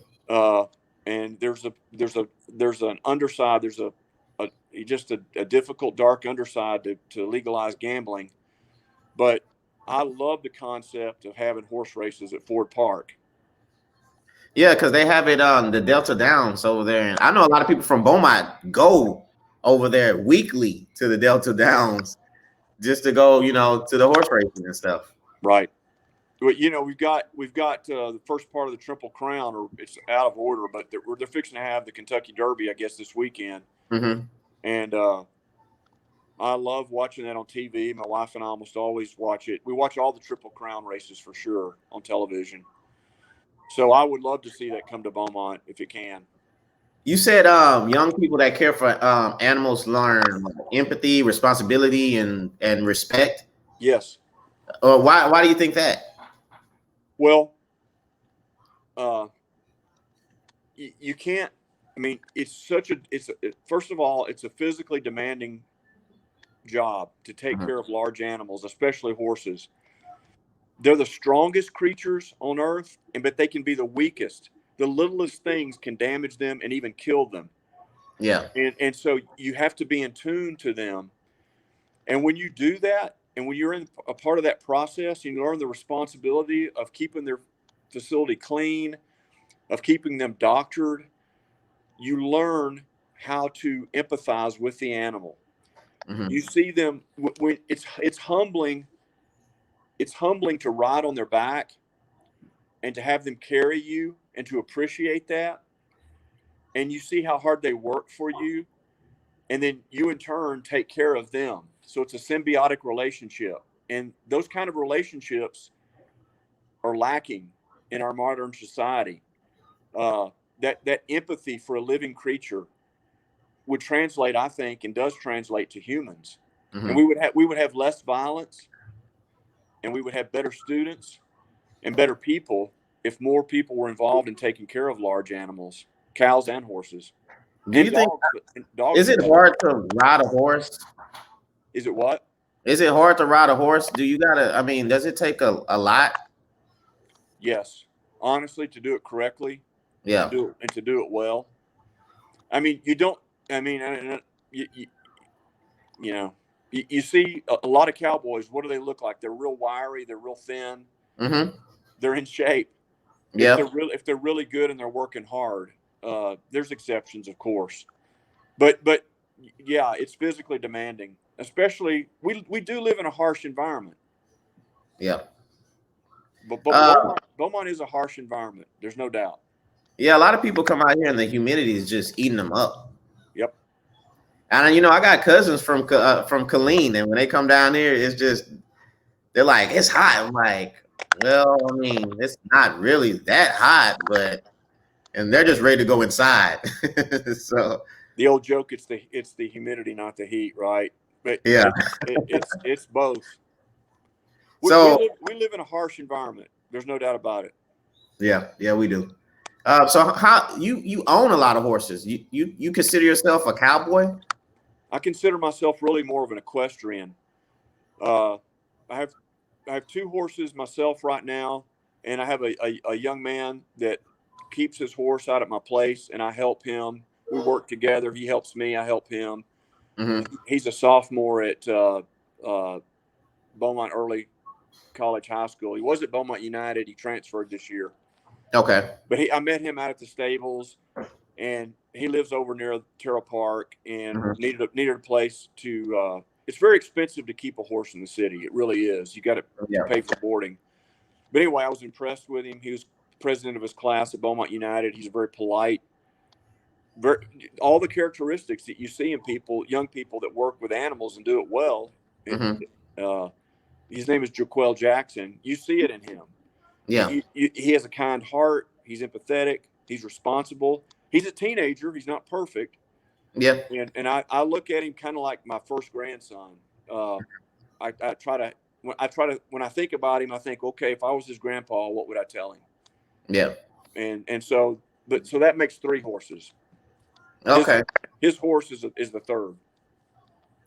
So another thing you said you was talking about strong fathers. Yeah. As far as strong fathers, do you think that's what this country is lacking? Because like you said, like the American male is becoming softer. So you think with a strong father, you think he'll have his son more outdoors and into sports and all kind of activities? Yes. You know, you talked about baseball earlier. Mm-hmm. Baseball is such a fine motor skill sport. It takes a lot of coaching. Yeah. And so typically you're going to see kids that have a lot of fatherly involvement do better in baseball. You're just going to see that. You know, you played it. You've been out there. You know what I'm talking about. Yeah. But listen, being a strong man does not excuse, walking all over women or children. Mm-hmm. And so it's a fine line. Yeah, we have a problem in our society, which is a lack of fathers. And it's, from my perspective, not getting better. It's getting worse. But we got a lot of problems, that's just one problem. That's one that to me is glaring. Yeah, it definitely is glaring. I think a strong father I think a lot of crime happens from kids. This is just my opinion. Sure. I think the father is absent. That's why a lot of kids and young males are out doing what they're doing. See, with my dad, I mean, we couldn't really. I mean, we had, it's not the fear, but I mean, just getting in trouble knowing that we had to answer to our dad, that prevented a lot of things. I mean, I tried to quit baseball one time, and my dad was the coach and my uncle was the other. I mean, they both were coaches. So my uncle told my dad, yeah, he tried to quit. And I went over and watched a baseball game, and my dad came out of nowhere from work and told me, hey, you're not finna quit. What? You're not quitting. What are you going to do? What else? I mean, it wasn't nothing else to do. We wasn't playing video games, so I wasn't just gonna sit in the house, and because the whole family would be at the baseball park. So, right. I stayed playing baseball, which I loved, but he was definitely involved in our life. I mean, in every aspect. So that kind of kept us away from trouble. Well, that's my experience too. My father, my mother was my mom. That's her right there. She's watching. My mother's a very strong, independent, professional woman. Okay. And I am who I am in large part because of her. Mm-hmm. But let me just tell you, there's nothing like the discipline of a father.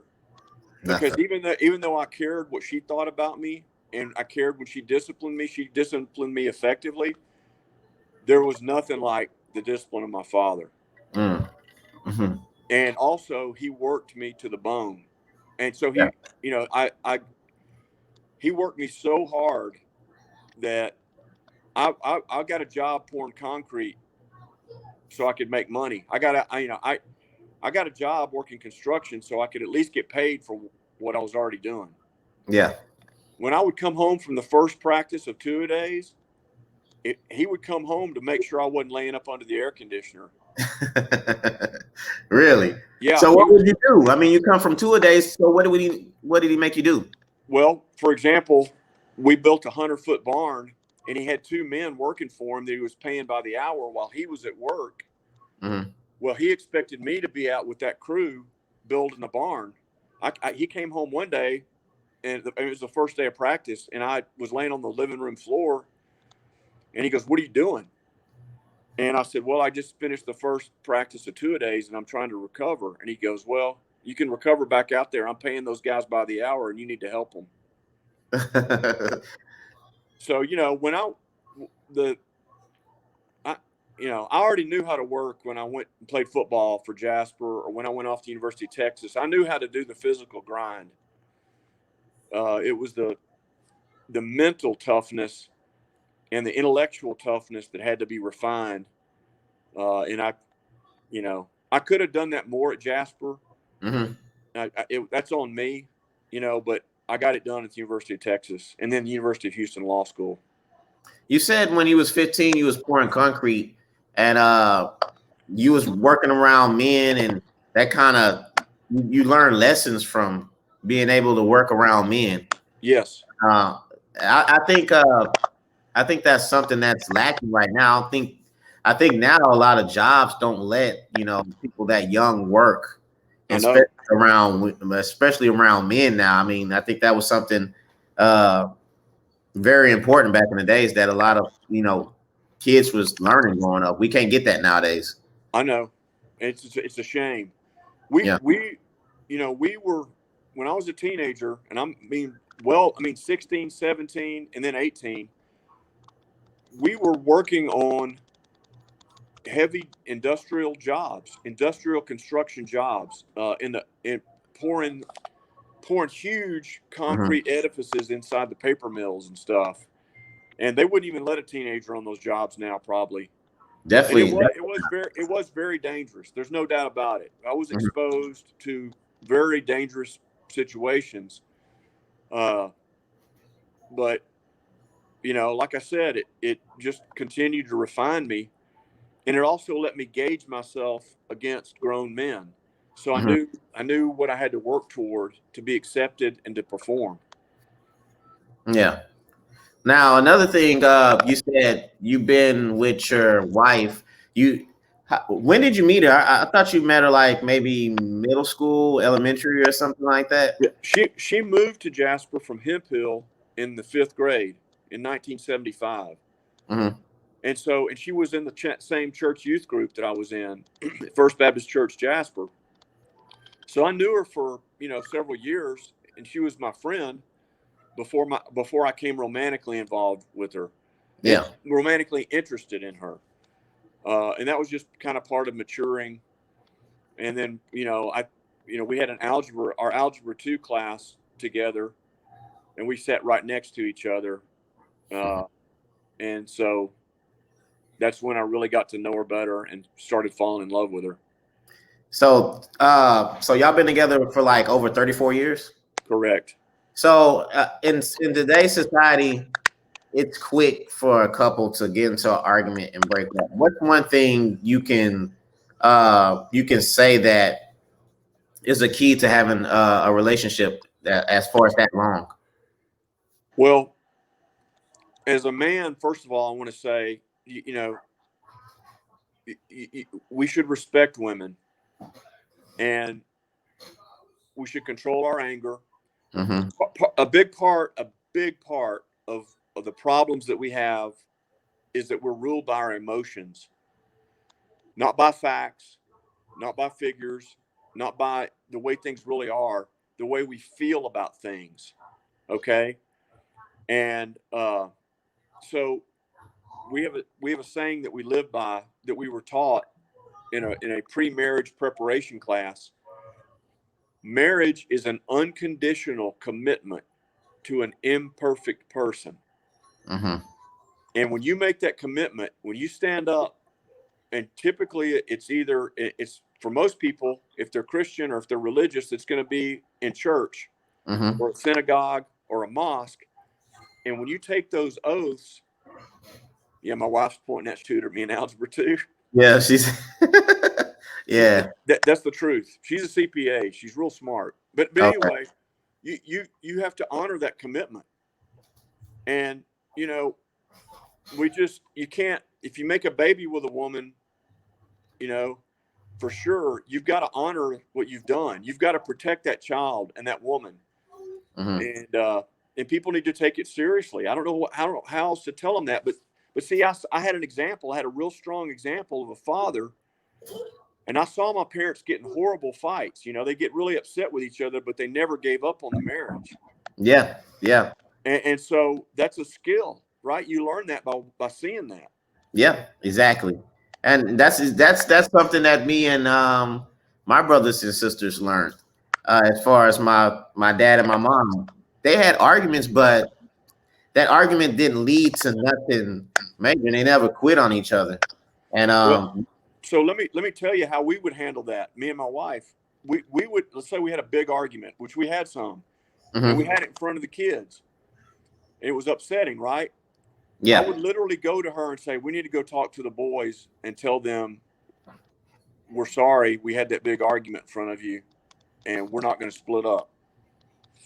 And we would do that. We would literally take it that far. Okay. And we would say, look, we're going to have fights. We're going to have disagreements, but don't y'all worry. We will never break this family up, no matter what. And people just have to, I don't know. It's amazing. It's amazing to me how I'm adjusting my phone to get some power to it. It's amazing to me how quickly people quit on relationships. Yeah. And my parents, I think they've been together 38, 39 years. And so I asked them that question, like, what's the key to y'all being together that long? Y'all are finna hit 40 years. And they said communication and understanding. And forgiveness. Yeah, and forgiveness, so I thought that was. Let me break it down for you. I'm sorry. Please forgive me. I'm going to try real hard to never do that again. Mm-hmm. Simple. It's more complex than that, but you got to start somewhere. You have any? Are your sons married? Yes. They married Beaumont women, and they live in Beaumont. Okay. So the whole family's pretty much in this area. It's a blessing. And they married women that they, one of them married a woman. My youngest son married a classmate of his from Westbrook. Mm-hmm. And the other one married a young lady that he met at church. She was behind him at Westbrook. They all went to Westbrook, all four of them. We have two sons and two daughter-in-laws. Are they outdoor type of people, or did this day and age try to keep them inside? Well, the video games drive me crazy. Okay. Okay. And so one of my oldest son is still a gamer, and that's fine. And he does that actually with his wife. He's in anesthesia school right now. They both are nurses, and but to answer your question, yeah, they both wrestled for Phil Hemmings at Westbrook. Okay. And it was a really good program, and that's exactly the kind of physicality and exactly the kind of sport I wanted to have. One of your viewers mentioned earlier that we need to have more programs for kids. I saw that. Maybe the police could do that. My youngest son was in the Police Activities League boxing program, and I would take him over to the gym, and he never got his card. He never had an amateur fight, but he worked out with them, and it made a huge difference in his training as a wrestler. And of course, he never did MMA, but he's got striking skills because of his boxing experience. The police had a program like that? Yes, police. It was called PAL, Police Activities League. They don't have that no more then. Right. The man that was primarily in charge of it unfortunately passed away, and I don't think anybody picked up the baton. Yeah. Back in the days, we had a lot of summer programs from what she was saying. I mean, I remember 15 years old. I forgot the name of the program, but we would straighten up classrooms and move chairs around and stuff. But we got paid for it. I mean, it was something we went to every day, and we did. So I mean, they don't have their type of activities no more. They might, but I'm not familiar with it. Well, my sons worked. One of them worked at Market Basket, and one of them waited tables. And he bussed tables, and then he waited tables at Tokyo. Mm-hmm. So there's a lot. There are jobs that teenagers can do in Beaumont. A lot of them, actually. Yeah. There are way more jobs here in Beaumont than there were in Jasper growing up. That's true. Now I made good money because I worked construction, like with men, but there are a lot of jobs in Beaumont. People that live in Beaumont, they think they have it bad and they take things for granted because they just don't realize what they have. Yeah, we do kind of take it for granted, to be honest with you. I mean, for a person not to work, they choose that. They choose not to work. I mean, maybe it's a sense of pride thing of the job, but to not work is somebody's decision. That is real. My parents had us working at 14, 15. I was 15. I got my first job working at Mr. Daddy's Pizza. Right. And I mean, my daddy worked for the railroad. My mom worked, but they wasn't going to spoil us like that as far as just getting money. We're just going to give you some money. It was 5 of us, so they weren't finna just spoil all 5 of us. So I was working at 15 and ever since. I mean, they embedded that in all of us. That's excellent. I can see that in you. Mm-hmm.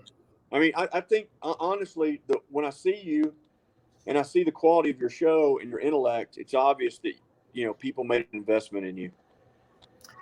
Well, a lot. I don't say this a lot. Maybe my friends that I grew up with, but when I was growing up, I was into science, and I was in the science club. But the neighborhood I grew up in was pretty rough. The North End in the early 90s. Right. Yeah, probably in the early 90s, the 90s throughout. It was pretty rough. It was a lot of gangs going on, and it was something I had to get used to. But that never changed my character and what I liked and what I believed in and astronomy and all that. So even though I was in this environment, I still was into these things, which I am now. So, I mean, I always had my own opinion with things.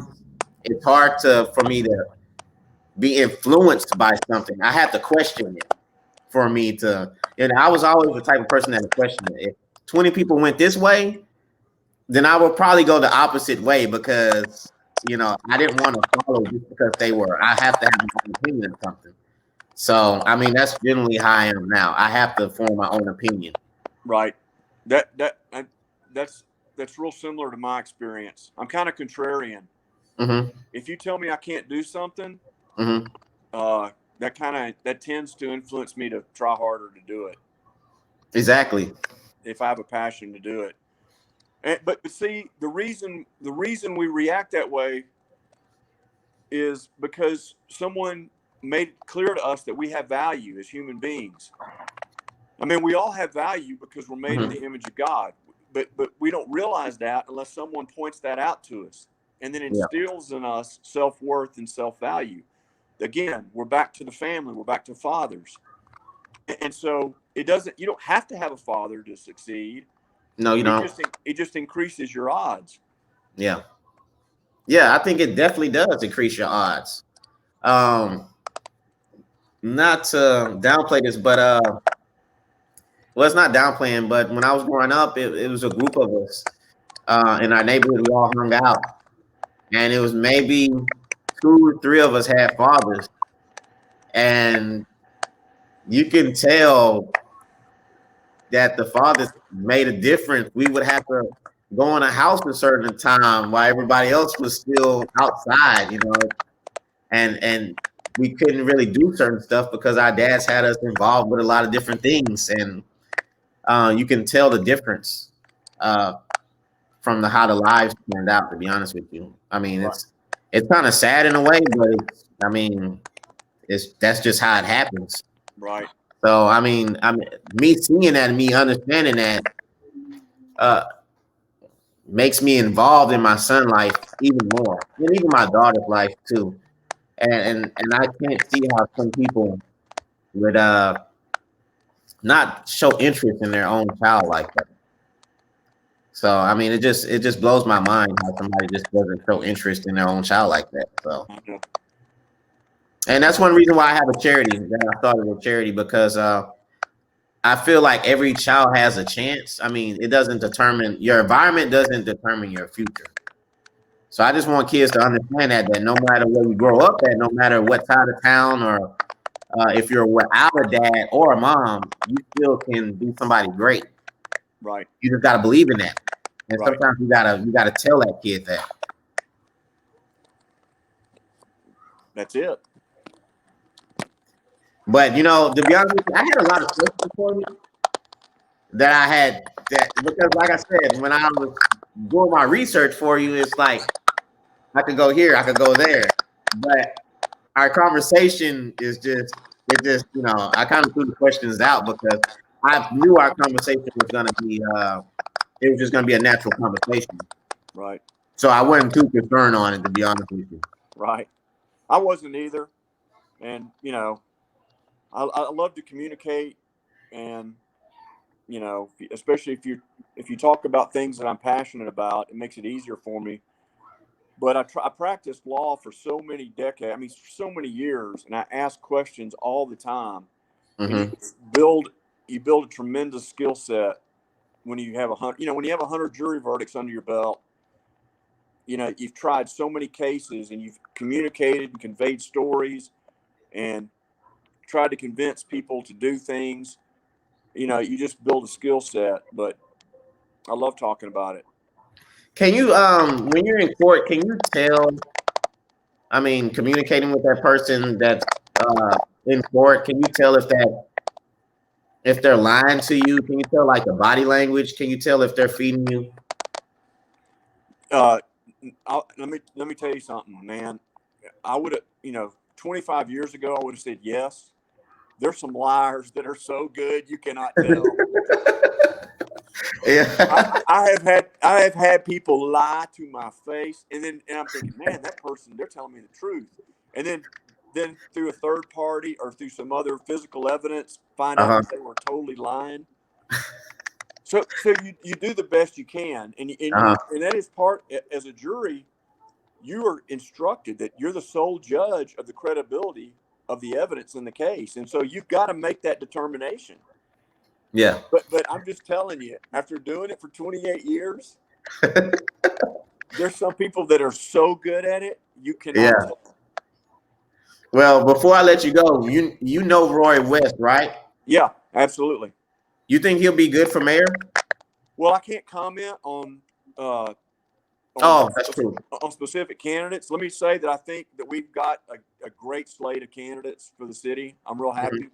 Mm-hmm. I'm real good friends with Gary Senegar. Mm-hmm. He and I go, pretty far back, and I consider us friends, and I consider Roy my friend. Mm-hmm. I know Mayor Ames. I don't know if she's going to run or not, like Roy was saying, but I've gotten along well with her. I don't even know who else. See, I've got to be careful because I don't even know who all's running. But I think we're gonna have a good slate of candidates. We're gonna have a tough choice for people. The two that I probably know the best would be Senegar and West. Yeah, I think that's going to be pretty close. Yeah, and I like both of them very much. I wish both of them, honestly, as a citizen, I'd love to see both of them on council. But yeah, I think that'll be up to the people. And I certainly, can't pick a favorite or endorse anybody. I'm not doing that. When do you run for office again? I'm in the middle of the second year of a 4-year term. So it's every 4 years. Every 4 years. Yeah. Okay, and you're Republican. I'm the first Republican elected as a district judge in this county. But Jefferson County has been a Democrat stronghold for, probably since the Civil War. Yeah, I didn't know that. Abraham Lincoln was a Republican, and so the South went Democrat, and Jefferson County has pretty much stayed that way. And so my family's always been Republican way back, to for sure President Eisenhower, and that's kind of, I've always been contrarian, right? I mean, I've been in East Texas. I grew up in East Texas. Everybody's a Democrat. Everybody's always been a Democrat, and I've always been a Republican. So it's funny. I got stories. I can tell you stories, man, things people said to me, and honestly, it's funny and it's kind of sweet. But for example, people will say, "I can't believe you're Republican. You're way too nice." Things like that. Oh man, Republicans supposed to be mean or something? Well, yeah, right. But I mean, it's because that the county has been Democrat for 150 years, and so how do you think you got those crossover votes like that? Well, I hope it's because people saw my merit and saw my heart. It's like Roy or Gary, either one of them. I told Gary, I was having a conversation with Gary. I don't think he minds me telling this story. I was like, Gary, there's a Kid Rock song. There's a line in a Kid Rock song, and he says, "If you can't see my heart, you must be blind." And that's how I feel about myself. That's how I feel about guys like Roy and Gary and a lot of people that run for office. If you can't see their heart, you must be blind, because people put themselves out there when they run. And I am who you see, right? I mean, I've been around now, and I've given how many interviews? You can go look me up. This is who I am. Yeah. So. And like I said, me knowing you for maybe 3 weeks, I love the person you are. I love your thought process. You're open-minded, and I don't know why somebody would say, "Why are you a Democrat? You're too nice." I didn't know Republicans were mean. I know a lot of Republicans, and they're not mean, so I don't know why they would say that. But it's just politics, man. Yeah, I mean. But listen, you are the future. You and people younger than you are the future. And there are simply people who are not going to listen to me, no matter what, because of how I look, where I'm from, and the party I'm in. And I don't even know. I know more about you tonight after our conversation, but I'm smart enough to know that there's people who are not going to listen to me, but they will listen to you. And frankly, based on what I've seen so far, I think that's a good thing.